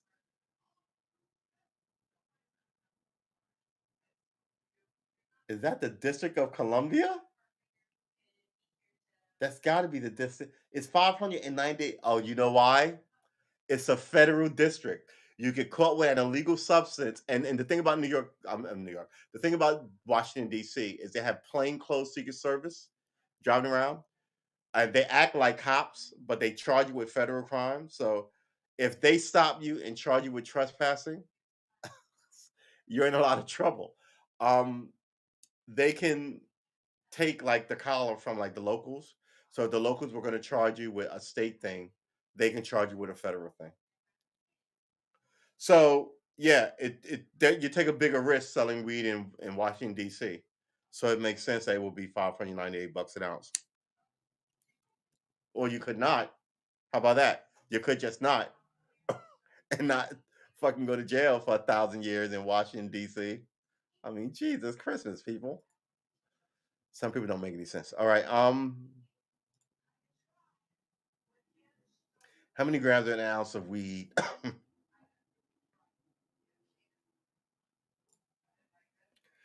Yeah, this is my tiny little scale. It's pretty good shit, man. I gotta tell you. Here's the thing. All the people I know who know metrics were drug dealers. They're the only people I know who know it. They're the only people I know. So, and I mean, like they may have sold a little weed. They may, right? So you go, huh? What's an eighth? Oh, an eighth is this, and this is a, and you're like, why do you know this? Because I know you barely got out of high school, but now they know all this metric shit because they had an incentive to learn it, right? Money.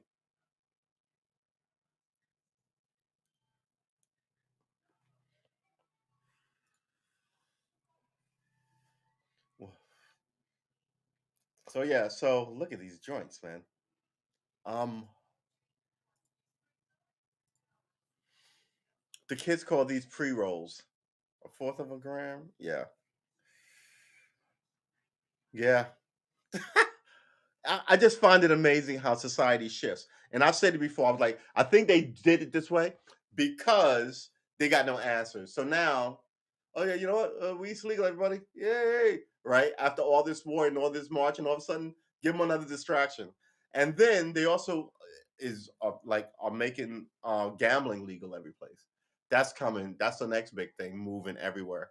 And you're like, we're just gonna make everybody gamblers so they can, right? But it gives you another distraction so you can can not cry about your days. It gives you another distraction so you don't look at how sad and miserable you are.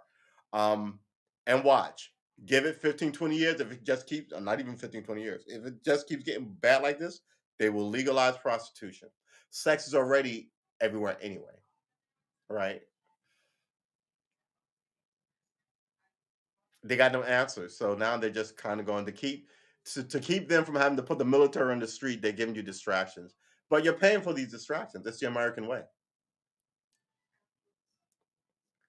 These things go out like a light. I keep thinking that I dropped the ball, but I don't. They just keep going out. Yeah, keep everyone addicted and distracted by something, right? Everything on TV is violence and sex. And then when violence and sex in the society happen, people are all pearl clutchy and can't believe it. Really? You can't really?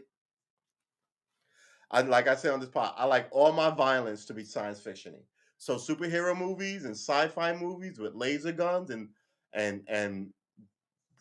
that fine. But I can't watch like a regular crime show where somebody kills another white lady. Like on Law and Order, every week there's a dead teen. No wonder women have this issue of being paranoid about the society, right?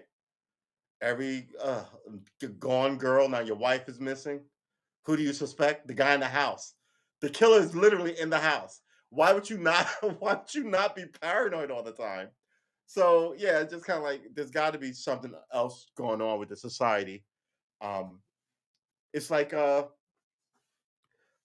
Hollywood is like crazy about this Will Smith thing, but Hollywood, everything they make has violence in it. So people should have not really been shocked. They should have been all right with it. But the people who make all the violent craziness are the squishiest people,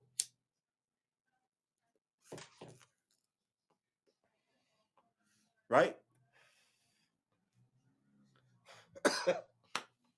They're the ones in high school, in the glee club and in band practice.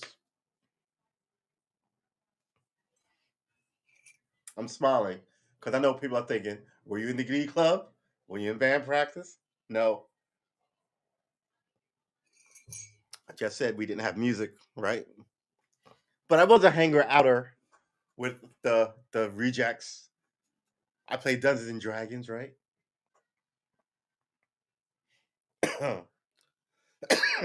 Collect the comic books. but I also love science and learning shit. And those guys always have an eclectic amount of knowledge. And those are always interesting people to pal around with. Look at this one. There you go. Good gravy.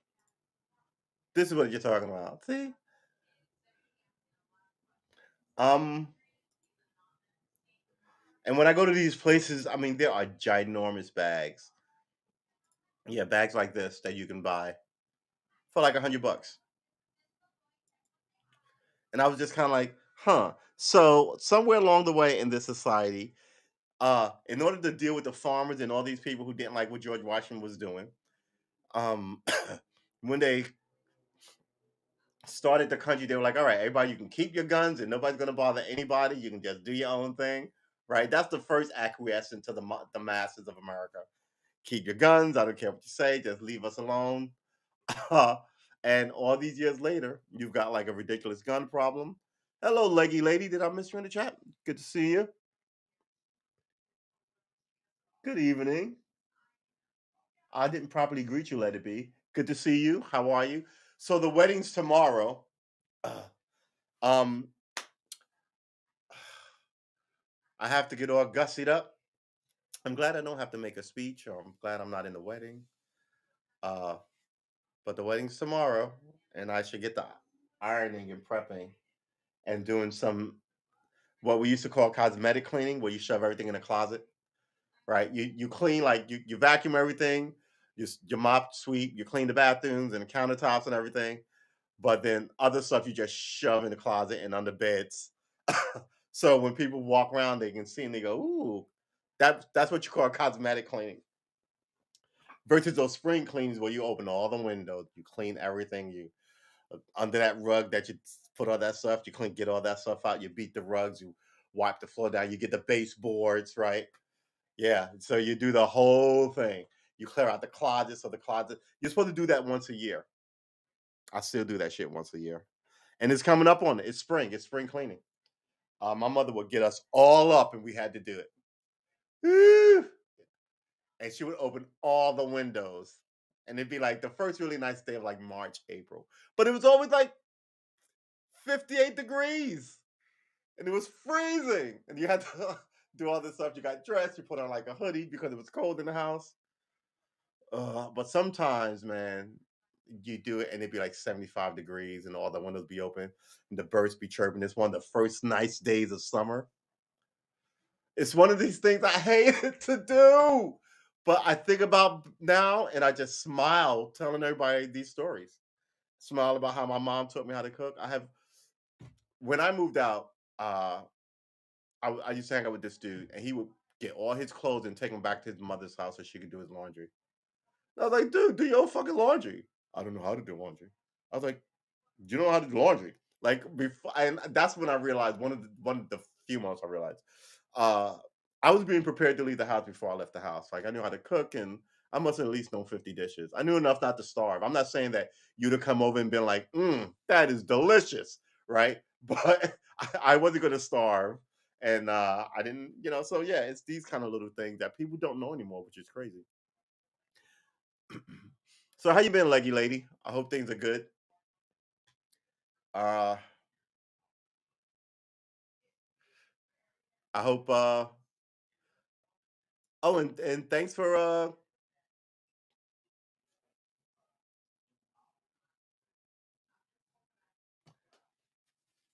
Danny likes pizza. Thanks for subscribing. I appreciate you. So remember, please like and subscribe on all my channels. It's been a weird day, man.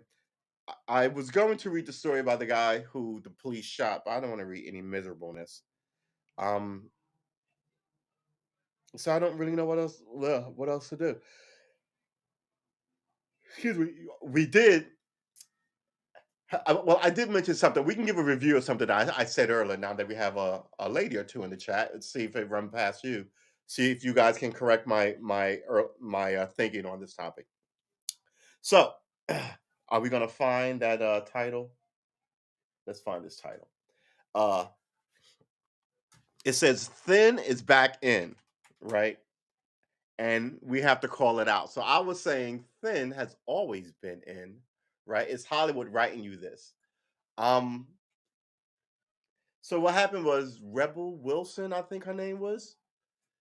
Thank you, leggy lady. So Rebel Wilson, who was once heavy, she comes out at an award show and she's thin because she was losing weight over the like Adele did, right? She lost weight over and she was like, "Oh, I must look different because I lost some weight." And at this way, and everybody, "Oh, everybody stands up and applauding. You are a hero, right?" They're doing that, and but I was remembering just 2 days ago, uh, what is her name? Lizzie, Liggy, Lizzo said Lizzo, right? Lizzo is selling you big lady spandex wear, right? And I was just kind of like, man, right? You're asking for trouble. Not really asking for trouble, but it's like it's this idea of people can find sexy what they find sexy. But when you browbeat me saying you're a piece of shit man if you don't find her sexy or me sexy, when I'm sitting here going, I just notice the people that I find sexy, right? I it's but once you browbeat me, I'm more resistant to what you. So now this story comes out, Finn is back in story, and I'm sitting here going, when did Hollywood ever hire big ladies or older ladies or you know what I mean? The people who set the standard for what pretty is for magazines and stuff isn't the average guy, right? Yeah, thank you, leggy lady. It's like, why is this a story? What is essentially what I'm asking. And the same people who telling you this are also telling you it's like I guess it's like excuse me. It's like they're not picking a side, they're rooting for everything, which means you're not really rooting for anything. Right? It's like you stand for nothing if you stand for everything. And that's essentially what it was. Thin is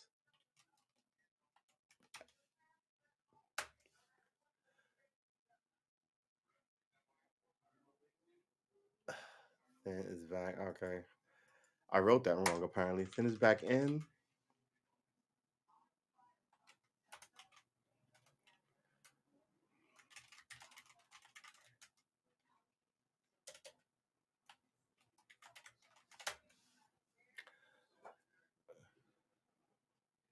Hmm. Why can I not find this article now? See, and then it's the it's that there was something really weird about that slap too, right? It just looked uh I don't know. Look, my the position of this podcast is semi daily podcast. This it's not semi weekly. We stream generally like 6 days a week, so it's not semi daily. It's definitely not every day, but it's damn near every day. We're calling it the damn near everyday podcast. Um, this I mean, I think that the idea of this is to go, there's something wrong with you, woman. And by the way, we got your girlfriend, whether it's this makeup or this dress or procedure or trip to this place is right. They always, and I think they do it to the guys too. What I find weird now is a new move on the guys is buy a razor to shave your balls. And the first thing I was thinking, like, why is all this body shaving? Watch the next thing is gonna be makeup for men. It's gonna be eyeliner and there's another. There's like I saw something about beard hair, like goop, like yeah, like so you can have a very and people are like styling their. I'm like okay, right? So you make you. I wouldn't say it's feminization of men because if you put on makeup, I may call it that, but I would say it's making. I don't want to say it's making men vain because that implies that men weren't vain before, right? I don't know even know how to express it. 'Cause I don't want to say that you're making men anything other than they are, right? I mean, because we are what we are, and I mean, there's a whole bunch of us, and we run the gamut. But if and once they get you to put lotion in your beard, and then you've got another. Oh, I'm out of beard cream. I got oh, I can't go to work without my beard cream. You know what I mean? And before you know it, I just I don't know. I just don't get it. All right, let's check the chat. Feeling comfortable in your own skin should be in. Yeah, it should be, but you know what? I hate to say it. I think if a lot of people felt comfortable in their own skin, we would have a lot less goofiness, right? With people, a lot less goofiness. But some people should not feel comfortable in their skin because they are not good people. This shit actually really pisses me off. I'm sick of being told that I should be unhappy because I'm fat. Just leave people alone. Yeah, yeah. I don't know if you should be unhappy because of any bodily whatever. You should be unhappy if your life is not where you want it to be. Um, and then you should do a after like a report about why am I not an architect or this or that? How can I get there? And then you start planning. Then that way, walking toward that thing makes you less depressed about not having that thing. The journey there can assuage some of the hurt of why you're not something, right? And that starts by looking inward. And that you might think it was your weight, and then to find out it wasn't your fucking weight at all. You just really didn't have any friends. You needed something to fucking excuse my language. You needed something to freaking go do, right? But you think you get into your head, it's my weight, so I won't go out, and then oh, it's my weight, and then you know, but that's it turns out that that's not it. You know what I mean? Um, Most catwalk models look like a prepubescent boy that's completely unattainable standard. I don't know if it's unattainable. I mean, I just think it's a weird anomaly of a body characteristic that most women don't appeal to. I mean, those women obviously look that way, right? But if the modeling thing happened to have a weird quirk that the models can only be 4 feet tall, that would still be a quirk of genetics, and everybody would go, "God dang it! I wish I was shorter. I'd be a model," right? Um, Yeah, this and by the way, the standard that they give the modern women in the Western society, it's not a good one. It really is not. And I think those people are like elderly women and gay men. So I think the modeling business, if it was run by actual men, would be like the car magazines. Every lady would just be in a bikini, uh, stretched across like a cool car, and that would be it. Right? And you guys would be like, it's modeling. I made $30 million last year. Right? But since these other people run it, it looked completely different. And you can still go, it's modeling. I made $30 million last year. But I'm just saying when it goes bad, don't blame the men because the men don't have anything to do with that. I'm of the mindset that men like the women give us. You know, and that essentially means the American male, if you show up and you're like, I'm not shaving my legs, and the guy likes you, be like, yeah, whatever. Right? He won't be like, "How dare you, woman?" Right? There's enough women in America, and I think in the West, where if you don't like this lady, there's another lady over there who might you might like, and if you don't like this guy, there's a girl over there that you might like. That's not going down in the Middle East, right? You have to be a certain thing, or they will burn you as a witch. So all this complaining of people is just, I think a lot of it might be ways to hide people's fear. I've had heavy girlfriends. I've had thin girlfriends. Do I have a preference? No, I like them. They were my girlfriends. I think a lot of this is just weird.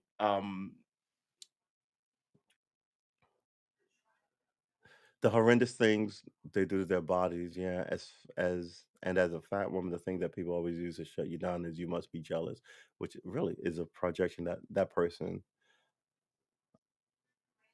thinks I should be jealous, but women are beautiful in all shapes and sizes. And stop telling people they should be unhappy if they're overweight. I agree with half of that. I think it's subjective. I can't say all women are beautiful because, like I said, it's subjective, right? So the women I find unattractive, the guy standing right next to you who just said it's subjective may find those women attractive, right? And then the guy standing here might not find any of those. And the same thing with ladies, right? You can gender swap this. No one's going to find everybody anything, and that's the thing of it. And when you go, all women are beautiful, even women don't believe that, right? They'll sit there and go, I like Jonas and but what is up with Helen or whatever, or they'll what's up with Leggy Lady or whatever, right? It's just it's to have enough to know that people won't like you and let it roll off your back, but don't become someone's punching bag. You know what I mean? So um I like redheads, right? I like redheads, but I hate uh blondes. Brunettes? Which one's blondes, right? How many hair colors are there? There's like four, right?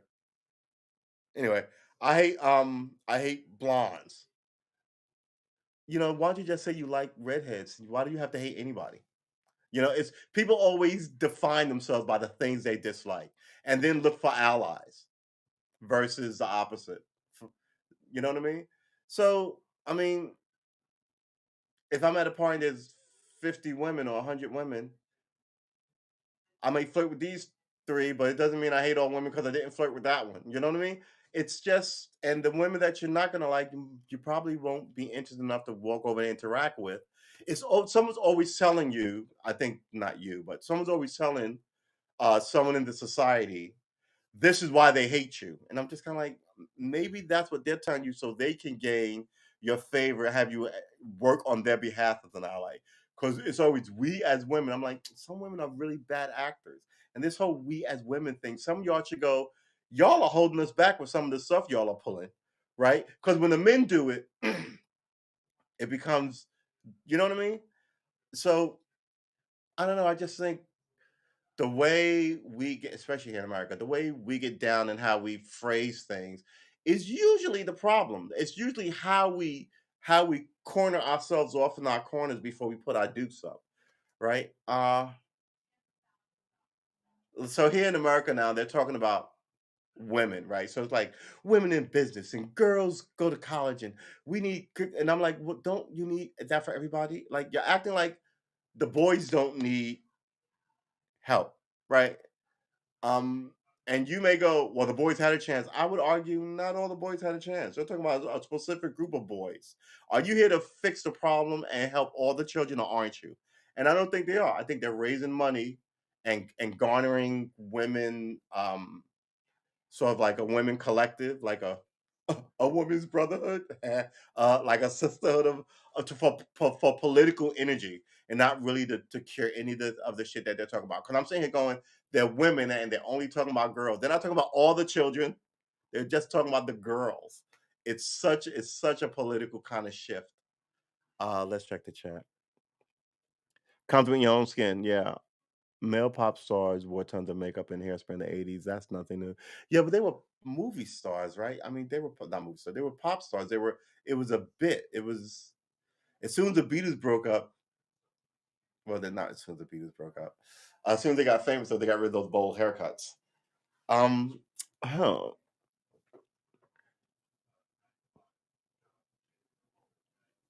and everybody's always trying to take back stuff. Look, some of these words are descriptive for a reason.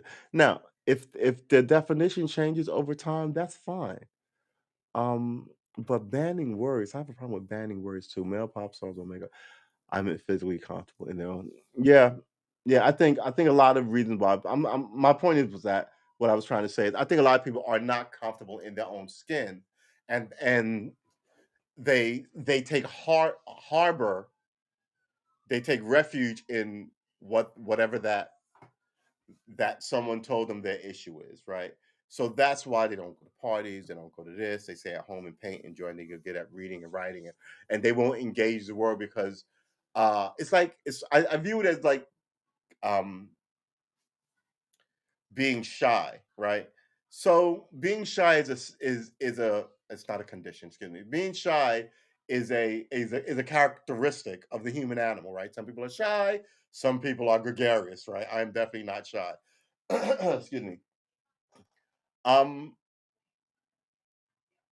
you can be that, right? You can be big. Not everybody's supposed to be. And all these things that you have to demonize so somebody can sell you a cure for it, right? And if they're not selling you a pill or a diet program or something, you've got an issue with being fat. So now you have to go to a shrink and you can sit and talk to him, and all this stuff generates economy in a multitude of ways, right? Maybe you're taking the pills and you're dieting and you see a shrink and you have a gym membership, right? It's eventually maybe you just kind of go chunky but funky, right? Or my favorite debate, what exactly is fat? How about that? I'm bigger than you, but I'm smaller than her.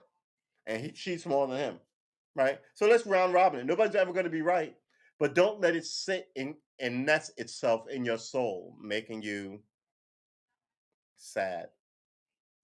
You know what I mean? Does that make sense, anybody? I mean, the society really does get in your head, and if you're not careful, that you will hate people who never. And there's pretty good reasons to dislike people. Don't get me wrong, right? But you don't have to make shit up. Like, I'm an asshole, but give me credit for the things I did of being a don't make shit up for me. I'm a lot of things, I'm not a sexist. All right? So there's a ton of assholeness about me, but that's not one of them. Um, so yeah, and that's all I'm saying. And I find a lot of time I used to love getting drunk and partying and shooting darts in the bar and playing pool, drinking beer, talking shit, and then closing the place. And usually, like right about one, you could have a really nice conversation with somebody for like 3 hours and talk about everything and then never see them again.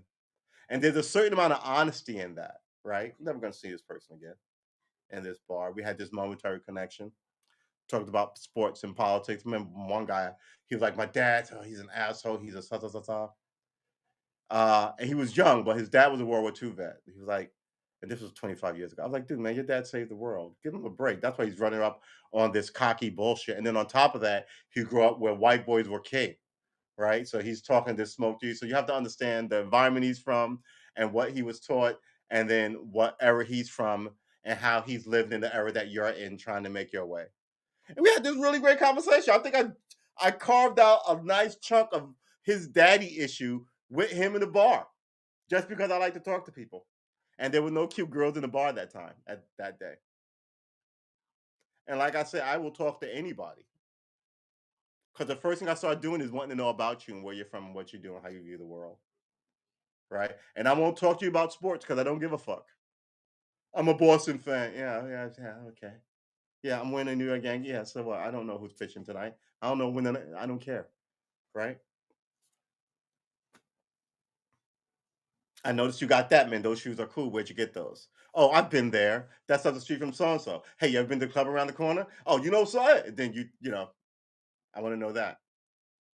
Oh, I never been there. Oh, when you got that? You got that in Italy. I never been out of the country. I went to bed. Oh, but before you know it, you're off and running to something. People really do like to talk about themselves, and that's very awesome, right? And especially if you get a couple of beers in you, where people's guards are a little down, and they're happy to really talk to you. Especially people who like to talk, right? And you find that most people are just fucking average, everyday people. I've had some people where the first thing out of their mouth was, "I fucking hate so and so in this fucking place," and that. All right, man. I'll see you later. No, no, my pool game is up. I'm gonna get with you. Right? I don't need you to make me miserable. I can make me miserable. I need you to talk to me. Tell me a fucking story about your life. That's why people are interesting to me. All right, let's see what else we got in the chat. No, if people were confident in their own skin, there would be less money to be made. The diet and the fitness and the health and the beauty industries are all multi-billion-dollar pound industries. Yeah, based entirely on making people, mostly women, feel shit about themselves. That's true. I would agree with that. I feel experienced men like confident women. I think everybody likes confident people, right? Uh, you're not exactly lacking in attention. Well, that's good. So why you hating? Look, listen, this is what I don't understand. I'm gonna use your word. If you're fat, right? But you have to beat these dudes off with a excuse my language. You have to shoo these guys away like flies, right? Um, why would you care if someone thought you were fat? Right? I thought this whole thing was, I mean, you're living your best life. All the guys want you. The people who are calling you fat are likely home alone eating ravioli out of a can over the sink. I don't get it. I don't get it. Why would you care? It's like you would stop your good time to worry about what these people said about you. I didn't say all women are beautiful. I said women are beautiful in all shapes and sizes.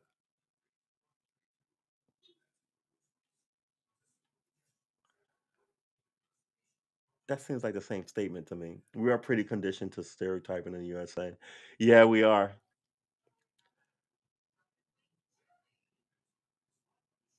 Did you read what I actually said? I said the only thing that makes me unhappy is being told that I should be unhappy because I'm fat. This is a societal issue. Oh, I'm sorry. I misread. I didn't mean to misquote you. But you're right. It is actually written. I could have just freaking read it properly. Fat people are constantly told they should be unhappy. They who tells fat people they should be unhappy? All fat people, not just me. Be unhappy. Are you smiling? Are you smiling? Ah, that's a crazy. Um,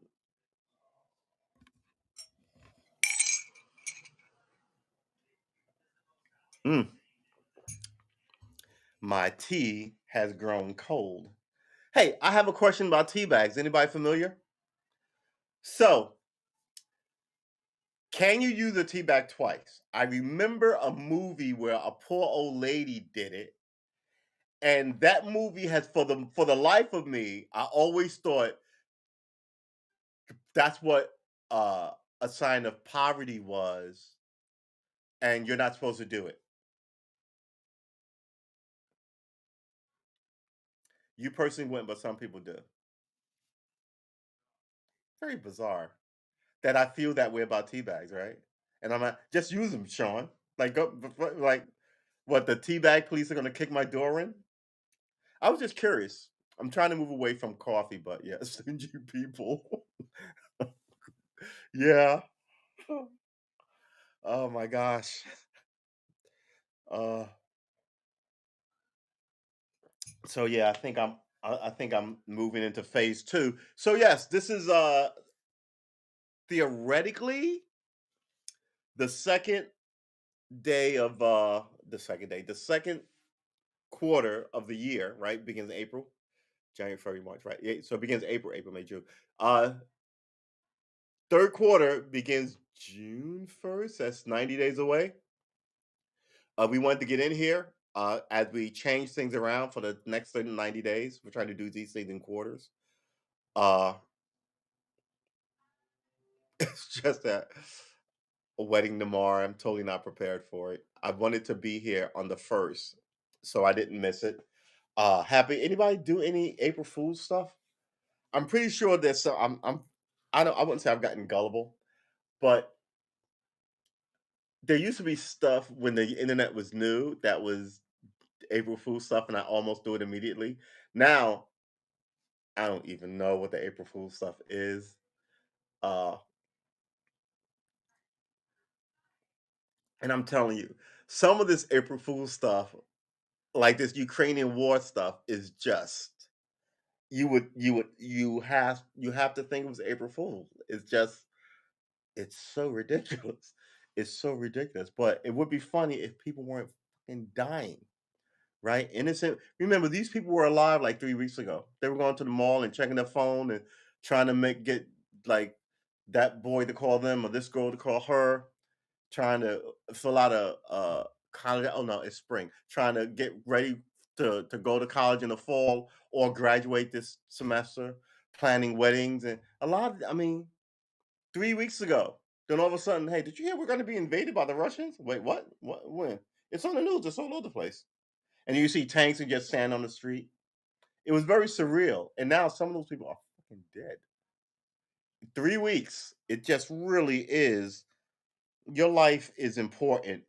It really is. Please, please, please, please, please do not spend quality time uh, arguing with idiots. It's pearls after swine. I love a good conversation, but sometimes I even go, "Pfft, all right, I'm out. And sometimes that person is me, right? Stuck like a dog with a bone. You may have to go, all right, I'm bound out of this conversation, Sean. You're an idiot. Um, don't say you're an idiot. That just cause time, but you know what I'm saying. So Yeah, be social, be amiable, be good to your neighbors, be good to your friends, but also kind of like, you know, protect your neck, as we say in the hood, right? Protect your heart and your soul. Don't be a raw and open nerve for all sorts of things. Some of this stuff you need to let bounce off you, and some of it is easy to let bounce off you because you consider the source. Some of these people are ridiculous. You know, they keep trying to make American women squiffy. But American women don't like their history, and their history has been of work, whether it was going across the plains with the men, because the men weren't going alone, or going across the ocean from Europe to America with the men, because the men weren't going alone, right? So yeah, maybe you didn't chart the course and stack the thing and put all the men on it, and I mean, I think, are you jockeying to replace the men?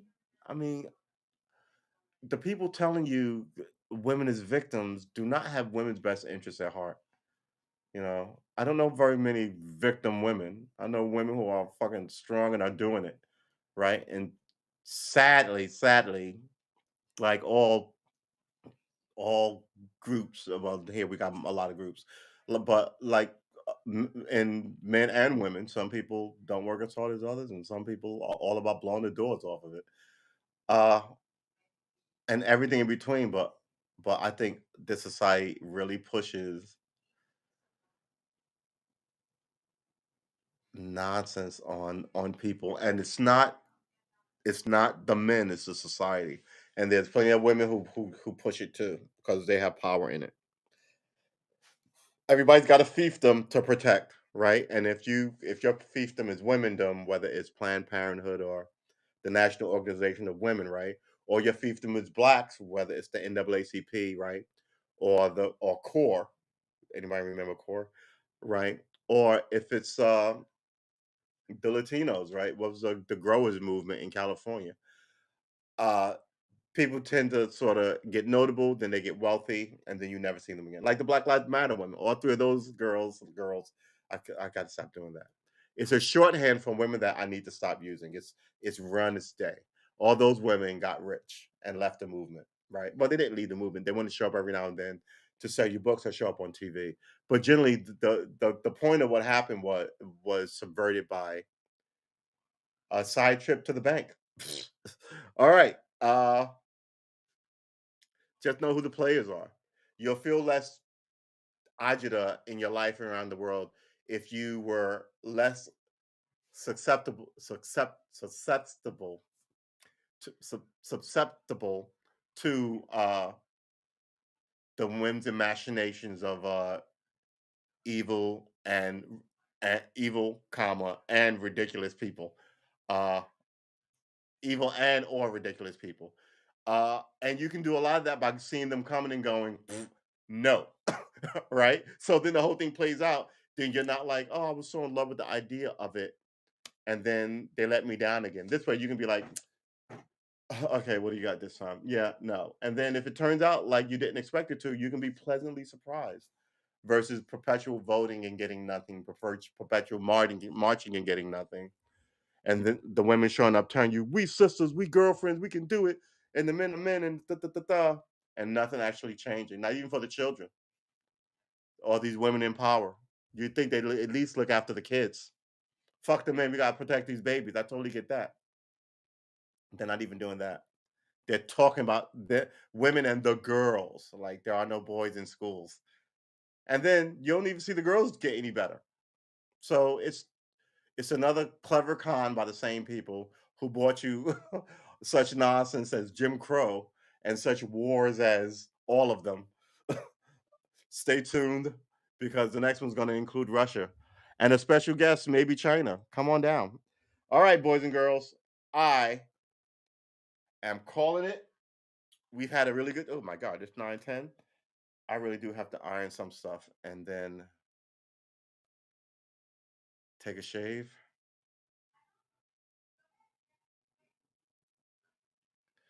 Weddings, man. Every time I think about it, I get all, I don't get misty, but I sort of get transfixed in sort of weddings, man.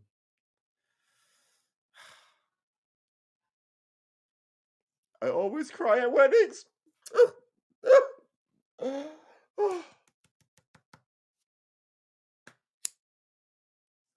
right.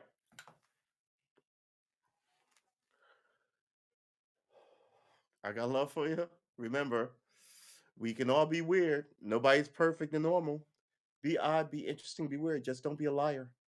And I don't know what that entails, right? Um,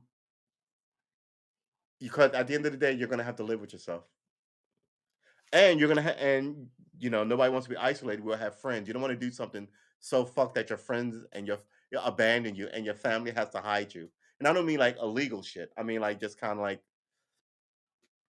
slap a dude in the face on TV, and now nobody wants to hang out with you, and now the only people who wants to hang out with you or have to hang out with you are your friends in your house, whether that's a giant mansion worth 70 million, 80 million, or whatever it is, or a small freaking one room apartment in Brooklyn, right? You got to be able to live with yourself. And you can't commit social suicide, but you can be whatever you choose to be, as long as you can live with yourself. I can sit here and judge you and your OnlyFans account. How dare you, Bob? What are you doing, Bob? Bob, that's disgusting. Fuck me. Who the fuck do I care? If Bob is not lying to anybody and he's fine with doing it and it doesn't make him seem like and no one made him do it, then Bob is fine with that life. If Bob just spends his day knitting and joining the Reddit knit club and they talk sports and knit together, and I'm sitting here going, Bob, knitting? What the fuck? Yo, what the fuck? What's that about? What talking with a room full? Bob, come on, come out here, hang out with us, drink beers and shoot pool like with the men, so we can talk about the bitches and the guns and the fast cars. Come on, that's more making me feel comfortable with Bob than just me being able to accept that Bob likes to knit and hang out with old people and talk about nature programs or whatever the case might be, right? And that's a mild version of it to the more extreme version of it, which is if you're an extreme personality or you like extreme things, if you want to keep it private, fine. But if it gets out, you shouldn't be ashamed of it. And it should whatever it is shouldn't destroy your life, right? That's all I'm saying. And a lot of that I think brings people weird agita of not wanting to do anything, being paranoid about who's looking at them, uh, afraid to live that life of before for fear of exposure. When actually the thing that they're afraid of is either nebulous or not really important or just run of the mill everydayness, right? And it's you built it up something in your head to be something, not your head, but like that person has built up whatever it is in their head to be this amazing thing. And I think we a lot of us have that.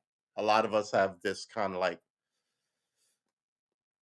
this thing that we're afraid to but before I go, I'll tell you this quick story. There was an elephant that they raised, and they took it from his mother and they tied up with a bike chain. Um, and years later, they just kept tying that with the same bike chain because when it was a baby, it couldn't break the bike chain. And then as it grew up, it just stopped trying, and it would get to the length of the bike chain and stop. And like lean way out with its leg like lifted, holding onto the bike chain when it could have snapped the bike chain and pulled the post out of the right, but it gives up. It stops. It stopped trying to. And I think we can get like that. Like maybe it isn't what other people say it is. We've just been buying into it for a while, right? Why am I not a musician? I have no musical talent. I stopped believing that. So now I'll figure out what I have. But I know one thing I don't have. I don't have what you said I didn't have, which is no musical talent, right? Um, Nobody's trying to sell records or win a Grammy, right? It's a fun idea to think about as I pluck around in here. But it's like when I drew because I was interesting. And I kept drawing because people said I was good at it, right? But when I wanted to play music, people said I had no musical talent. When what it was I had no teacher, no shower, and I didn't have the internet, which you can just look shit up, right? I didn't know where to start. That mitigated my station in the music world. So going back to what we were talking about, I think a lot of people sing oh, it's the men and the men are coming for you and da da da da, uh, it's you're not attracted. You can't, or you're too tall, or you're too short, or you're too this. Or there's always somebody trying to corral women, right? To do to be the woman that somebody wants them to be, and that's women doing that too. It's not just men. Um, and there's men doing it to men and women doing it to men and women. And depending on how acute they are, they can ask you a few questions and see what your trigger is, right? And exploit that. And this is people who've been doing this for a while, I guess, and exploit that. So if you're nice, they'll exploit that. If you don't trust people, then they'll exploit that. But after gaining your trust by agreeing that everyone else sucks, and you'll be like, "Well, this guy gets it. Everyone else sucks, but me and him." And then bam, right? So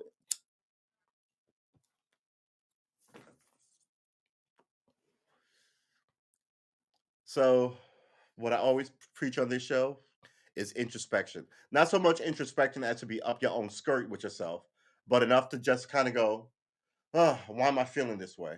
I've been wonky all week. I'm feeling, you know what? I get like this when I'm depressed. You know when I sleep a lot? Honestly, when I'm depressed, normally I don't sleep that much. I'm always have something going on. But when I have nothing going on and I feel bad about, I sleep. And that's a sign for me that I need to do something with myself. Right. That's just something that I know about me. And everybody's got something that they know about themselves. If they're introspective, if they know, man, ooh, this shows up. They know it about people. I know one woman who was like, she can't be around this dude. I'm like, okay, I understand that.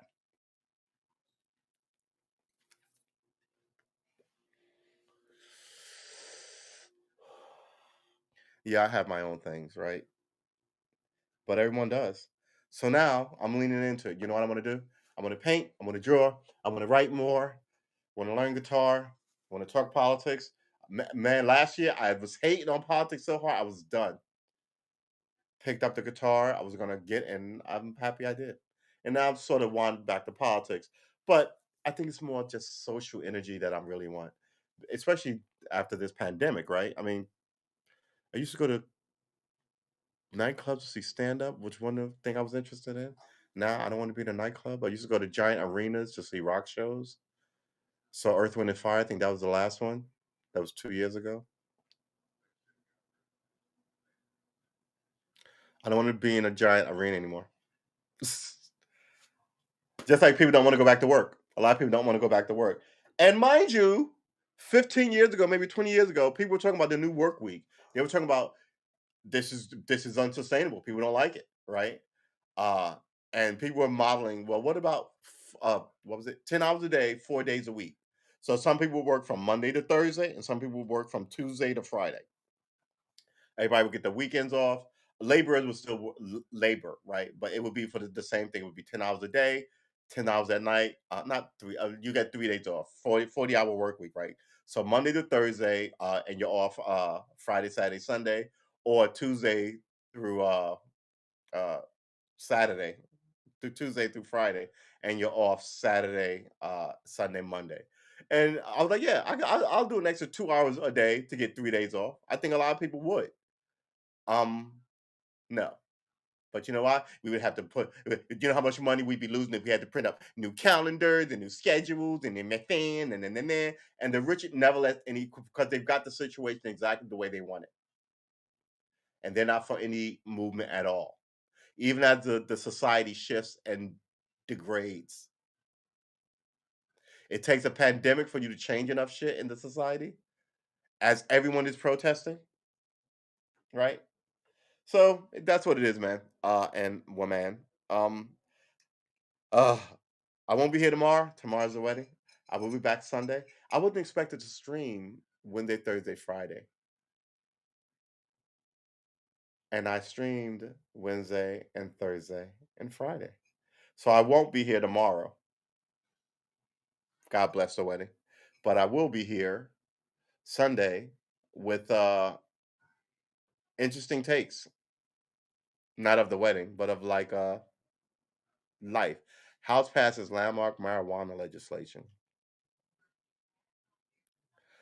The House passed legislation Friday that will legalize marijuana nationwide, eliminating criminal penalties for anyone who manufactures, distributes, or possesses the substance. Lawmakers approved the measure in 220 to 204 vote. That's still too close. People are idiots. That 204 people should not be in Congress. The legislation, dubbed the Marijuana Opportunity Reinvestment and Expungement Act, passed the House last year.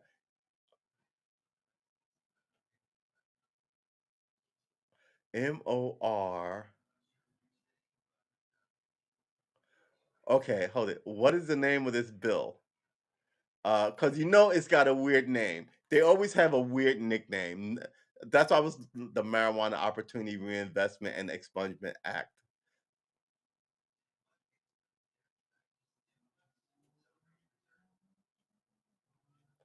All right, but did not move forward in the House. In addition to decriminalizing marijuana at the federal level, the bill will establish procedures for expunging previous convictions from people's records and impose a tax on the sale of cannabis products. Yeah, this is where you should have been in the 70s. The flower kids were right, who are now all 80. The tax would begin at 5% and eventually increase to 8. Funding raised through the tax will go to a fund to provide job training and mentoring and substance abuse. Shut the fuck up. It's that they're going to take this money and misuse it like they always do. It's going to go for budgets and ball fields and salaries and all this criminal treatment stuff is ridiculous. It's marijuana. You don't need a substance abuse program. How do you abuse marijuana? That's like a tobacco abuse program. Ridiculous. Substance abuse treatment, legal aid. Why would you need legal aid for weed? Maybe legal aid would be for getting your uh having it expunged from your record. Look, this is what's going to happen. One, you shouldn't have to hire a lawyer to get it. Should be expunged automatically. They have the power to do that, right? Um, and if you got arrested with this, no gun, no trial, no, I mean, not no trial, no gun, no other criminality associated with this, trafficking in it, yeah, it should be expunged. But some people are in jail for drugs and guns, right? And they had marijuana, but they also had cocaine and a gun, or they had weed and a gun, or they had weed and heroin, right? Or they had 80 pounds of weed, right? That's trafficking. Uh, so that guy with the 80 pounds of weed, if he had no gun and no other priors, and when I say 80 pounds, he probably likely had priors, right? Um, he can get it expunged, but I don't think people are getting as many as they they want you to believe are going to get expunged. Are going to get expunged. Um, Reentry services and youth recreation program. What is reentry services? I'm totally reentry services and youth recreation program. I'm totally for the youth recreation program. Reentry services are people who leave jail. Hey, William, good to see you. Happy April Fool's Day. Do you wish people happy April Fool's Day? Uh the tax will begin at 5% and go up to 8, and then it will fund all this stuff: legal aid, reentry, and youth services. Here's the stuff that it should fund that and other shit that you don't need. Funding raised through the tax will go toward funding a toward a fund to provide job training. First off, the state should be funding that, but it shouldn't have anything to do with weed. Mentoring. What is this mentoring shit? I keep hearing all my life I heard about mentoring. Who is this mentor? And who are these men that they talk about? Mentoring, right? Substance use treatment. I know how to use the substance. Substance use treatment. All right, I don't even know what that is. Legal aid, we all know what legal aid is. Reentry services. I mean, I think that means going from jail to the street. I mean, ugh, that should come out of your general anyway. This weed thing should just be for the youth recreation program and maybe legal aid. But they're not going to use it for either of that. They're going to end up sticking the money in their pocket. Um, it will provide loans to help small businesses. I'm for that, but then again, that's also something that the federal government should have been doing. Will help provide loans for small businesses in the cannabis industry that are owned and controlled by socially and economically disadvantaged individuals.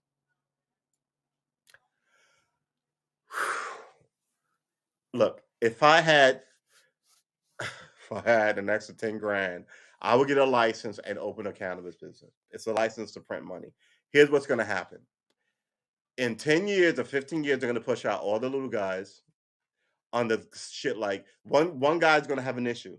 It's going to be a health issue, and then big business is going to use that to go, oh, we have cleaner standards and giant factories and and where you get there, and you can't. These mom and pop shops are clean, and I heard they make it in the toilet, right? And then there's going to be all these standards that you can't do, and you're still going to be able to grow it in your house until they remove that from the statute. That's going to come too. It's a gateway. Yes, William. Weed is a gateway drug. It leads straight to the refrigerator and to potato chips. So, if you do not want to go to what is that place? The Gateway Pharmacy, not pharmacy, Gateway delicatessen and eat everything they have there. That is the only gateway weed is. Weed is a gateway to falling asleep at the sofa and missing the end of your Netflix. Weed is a gateway. Yeah. Weed is a gateway drug. It's a gateway to fun and adventure. Sorry, I'm sorry. I would like to apologize, kids. Where's the camera? Kids, if you find marijuana, I want you to send it to me. All right, don't touch it. It's very dangerous. You need to send it to me. Okay, kids, don't send it to me. That would likely be a federal crime. What I need you to do is walk it here. Yeah, that's better. Telling young people to walk from wherever they are to here is probably fine, right? It's probably fine. Um, this landmark legislation is one of the most important criminal justice reform bills in recent history. House Speaker Nancy Pelosi, oh, Jesus Christ, this woman is still in Congress. And by the way, I'm feeling good about that. The doom and gloom that I predicted, where day one, right? Once we get to Thursday, we'll not Thursday. Once we get to the fourth, which is like Monday, we'll really be good. But the only thing I think that was big that was in my energy zone, I think it's got to be Will Smith. But stuff like this generally happen in twos, right? So maybe in 6 days or so, something bigger will happen. Like Hunter Biden will get arrested. Would that be bigger? The president's son getting arrested?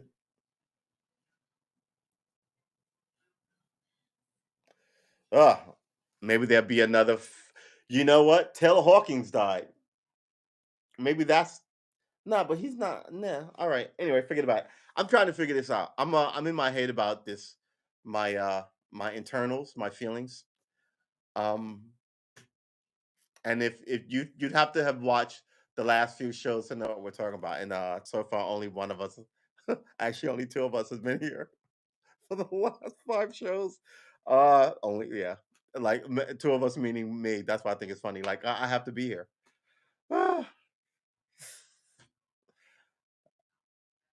This landmark legislation is one of the most important. I'm getting punch drunk and goofy. This landmark legislation is one of the most important criminal justice reform bills in recent history. House Speaker Nancy Pelosi, Democrat, California, said on the floor Thursday about the measure. Pelosi said the legislation would deliver justice for those harmed by the brutal, unfair consequences of criminalization. How the fuck does this deliver justice? How? When you say stuff like that, you should go, for instance, example, example, and move on. They never even do that. They make these ridiculous pronouncements and they keep it moving like it didn't even say anything. Oh my gosh. Oh my gosh. All right. Justice for those harmed by the brutal, unfair consequences of criminalization. End quote. Open opportunities for people to participate in the industry and decriminalize pot at the federal level. Quote, so we do not repeat the grave mistakes of our past, end quote. Yeah, she's just talking noise now. Um, 37 states and Washington, D.C. having 37 states. That's like what, 12 states have it? 13 states have it? 37 states and Washington, D.C. have enacted laws legalizing medical marijuana, with 18 states and D.C. legalizing marijuana for recreational purposes. So when this whole thing happened, they were like, "Oh, we're going to legalize," because somebody was like, "California, that hippie ass state, legalizing weed." Everybody's a mess. They looked at it a year, $30 billion, not 30 billion, $3 billion in revenue, which plugged a lot of their gaps. And like the next year, people were like, we're gonna legalize it for medical reasons. You have to have a doctor prescription. Then the third state was like, yeah, we're gonna do medical or just use it if you want it. And then the fourth state was like, yeah, just recreational. Because once you have it recreational, you don't need a medical permission, right? You are making people liars. So by the fourth state, which I think was Colorado, they were like, yeah, no, just we're just gonna fucking legalize it. Knock yourself the fuck out. And now no one talks about medical anything but these southern states, which are also trying to wrap things in the veneer of godliness and sincerity, and it's bullshit. Um, but yeah, so now medical marijuana. Why do you need a medical card? You don't. Uh, you don't here anyway. In the beautiful state of Virginia. Yeah. So 37 states in Washington, D.C. Have enacted laws legalizing medical marijuana, with 18 states and D.C. legalizing marijuana for recreational purposes, right? According to the National Conference, 37. So that's half of the states. 18 and 18 is 36. 37 states in Washington. Yeah, so half of them have recreational use, and half plus one has medical. But some of those plus ones, something tells me they also have uh they also have maybe they wait, am I reading this right? 37 states and Washington have enacted laws legalizing medical marijuana. Okay, so yeah, they have medical marijuana, but I wonder if some of those medicals have recreational as well, making them sort of a two state kind of like you can count them twice. What did Nancy Reagan say? Just say no? Yeah. How about this? You say no, and I have your share. Um, puff puff pass, right? It's a communal thing. It's a communal thing. Puff puff puff puff puff puff pass. So, for instance, I actually rolled these today.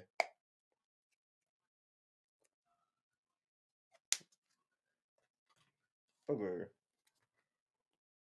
So normally, one of these, I should do a weed program for you guys.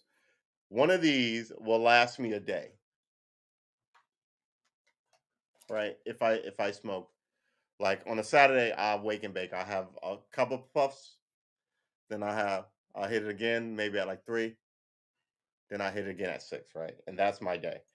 Um, if I'm with the guys and we're all playing poker, and then you'll smoke 'em like cigars. You'll have 2 of them, right?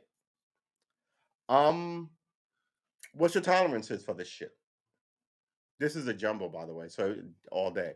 What's your tolerances? What was Nancy Wilson Reagan's tolerances?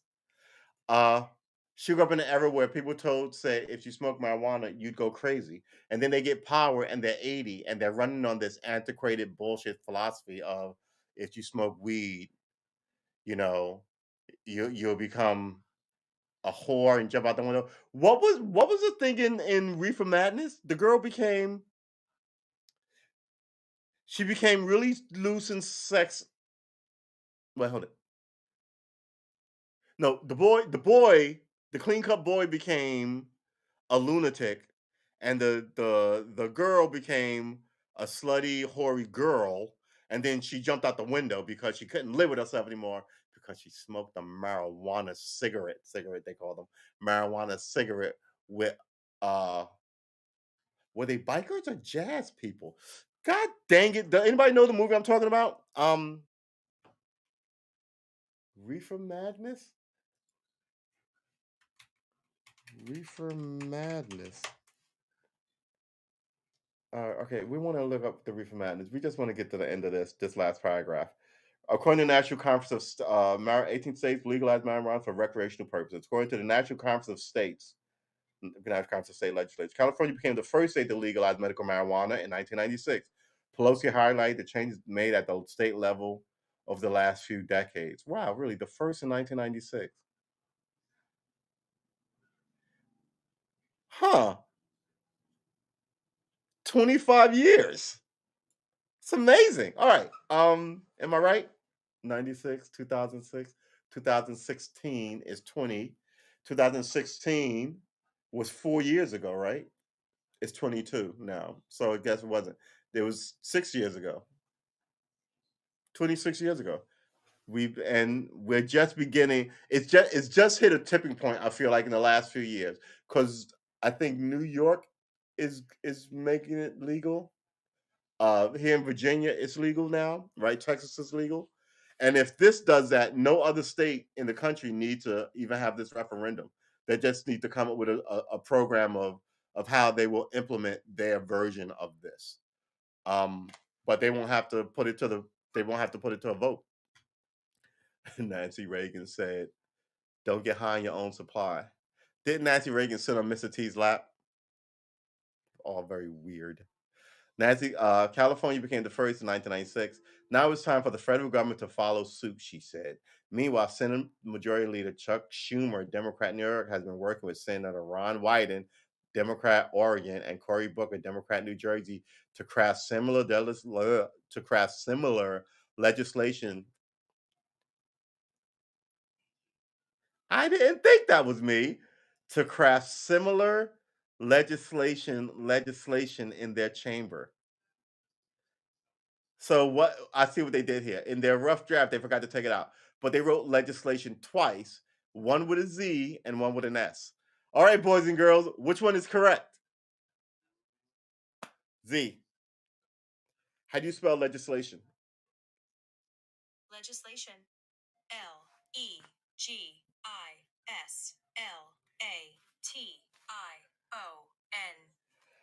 I was wrong. It's spelled with an S. So this first similar to craft similar legalization. I'm sorry. I'm me bad with the reading spelling. Legalization. Legislatio. Legalization legislation, not I can't even pronounce my S's. Not legalization legislation in their chamber. Prospects of passing such a bill in the Senate appear to be low because Democrats would need all of their members and 10 Republicans to overcome a 60 vote hurdle needed to advance. Why? Why? Because this is legal in Republican states. Why do you think it wouldn't pass? Who wrote this? Rebecca Shabad. You are not a good writer, Rebecca Shabad. All right. Reefer Madness. Plot. May Coleman and Jack Perry are a cohabitating couple who sell marijuana. The unscrupulous Jack sells the drugs to teenagers over May's objections. Wow. She'd rather stick to adult clientele. Ralph Wiley, a sociopathic college dropout turned dealer. He's a sociopath. How convenient. Ah, to sell drugs. Uh, a sociopath college dropout turned dealer, and Siren Blanche helps Jack recruit new customers. Ralph and Jack lure high school students Bill Harper and college student Jimmy Lane to May and Jack's apartment. Jimmy takes Bill to the party where Jack runs out of reefer, and Jimmy has a car and drives him to pick up more.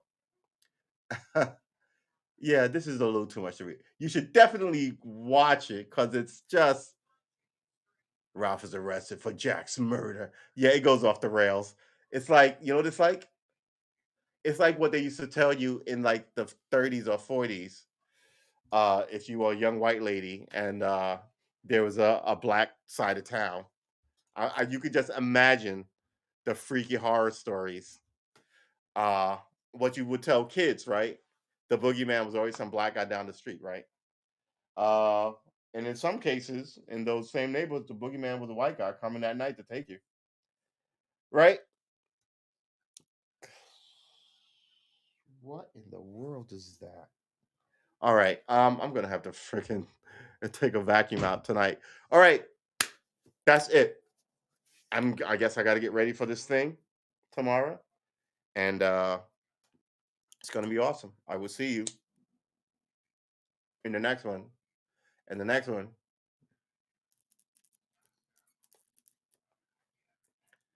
It's Thursday, not Thursday. Why do I keep saying that? The next one is not Thursday. The next one is Sunday. And Sunday, 10 a.m. So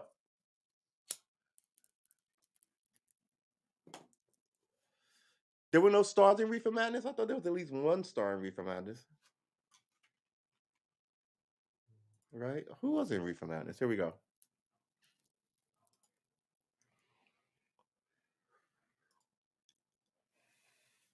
Dorothy Short, Kenneth Craig, Lewis Miles, Daniel O'Brien, Thelma White.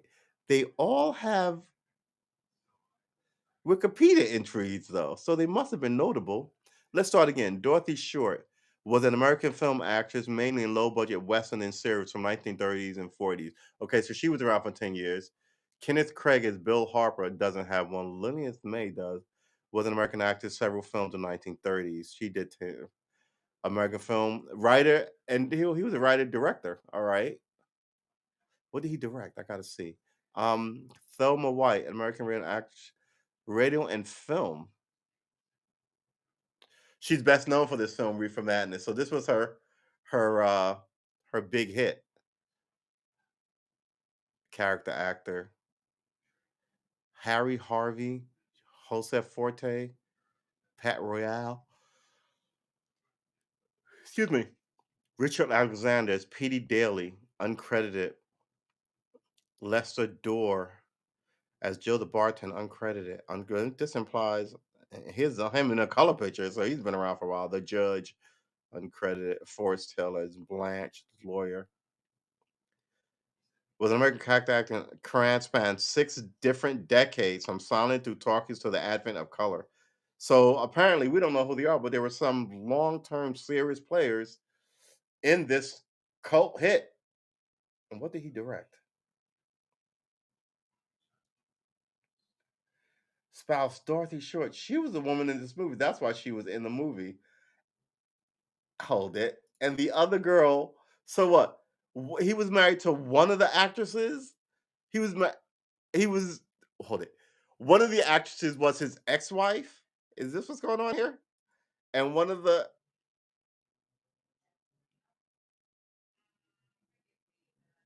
Dorothy Short. Hold on.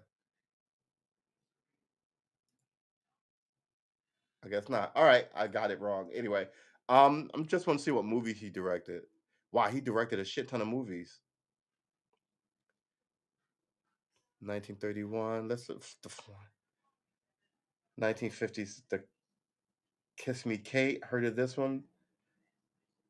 Three in the Saddle. Heard of that? Dead or Alive. Heard of that? Gunsmoke at Mesa. Spooktown. The Pent on the Bandit. Guns. Okay. Tahiti Nights. We from Madness. All right. Well, yeah. I guess they were fairly decently, moderately famous for their day. Um, but you know what it's like? It's like you now know all these celebrities, but in 50 years, only the population will only know a few of them. Right. So we still know Bogart, but very few people know who Peter Lorre is now. When I was a kid, everybody knew Peter Lorre as well as Bogart, right? And eventually, people won't know who Bogart is, but they'll remember who's a big star of that era. Monroe, sex pot, right? Um, it's 2022. In 2077, in 50 years, well, there'll be reruns and shit. But let's go 28, 87, 97, right? In 70 years. People might know, who do you think will be the big stars? Tom Cruise from this action stuff, like we know Buster Keaton, but they generally won't know a Will Smith movie likely or a Dave Chappelle movie likely, right? Uh, what's the guy? Adam Sandler, right? Who are the big people that they'll remember in like 80 years for a movie that we all go, wow? Likely the Star Wars movies will still be playing, right? They'll remember Harrison Ford, and just because of those movies, right? It is what it is. All right, that's it for me. Mr. Bean. Yes. Right. Mr. Bean will be famous for those weird sequences like who's famous in the talkies, right? Like not in the talkies, in the silent film era, who didn't do action movies, but we still know. Charlie Chaplin, right? Charlie Chaplin wasn't like an action movie star, but he got into weird situations, got beat up, ran away, right?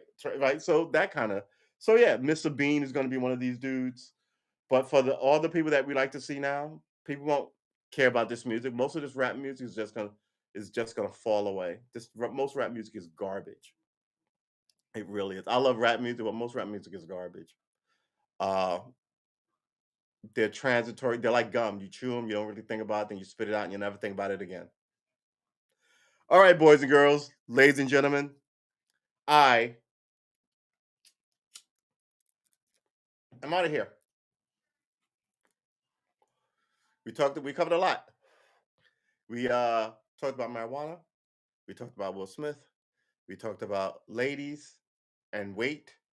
Uh, got put straight on it, and thank you for that because I needed that. Uh, and I like that I was allowed to share my opinion with you, and I didn't feel bad about it. And you guys tell me what you thought about it, which I really appreciate it. Because I got to tell you, if I keep listening to what the homies down at the bar say about it, it's just not going to be better. Um, I want to thank everybody for coming through. Wish me well on this thing tomorrow.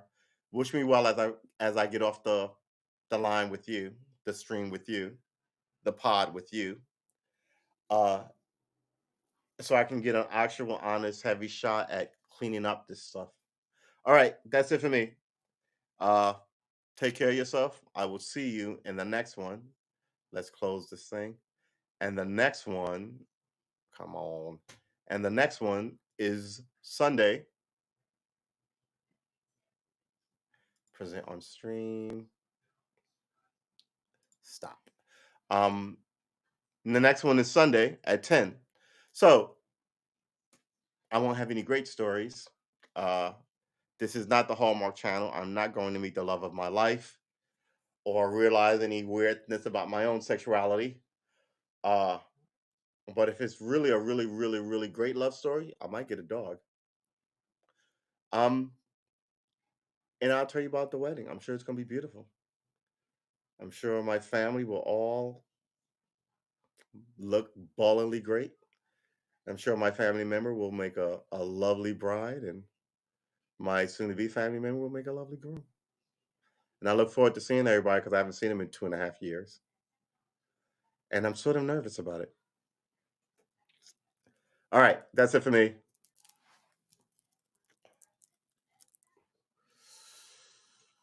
Take care of yourselves. Let's put this out. Take care of yourselves, and I'll see you in the next one. Peace. Come on, people. Oh, open the window when you do that in here.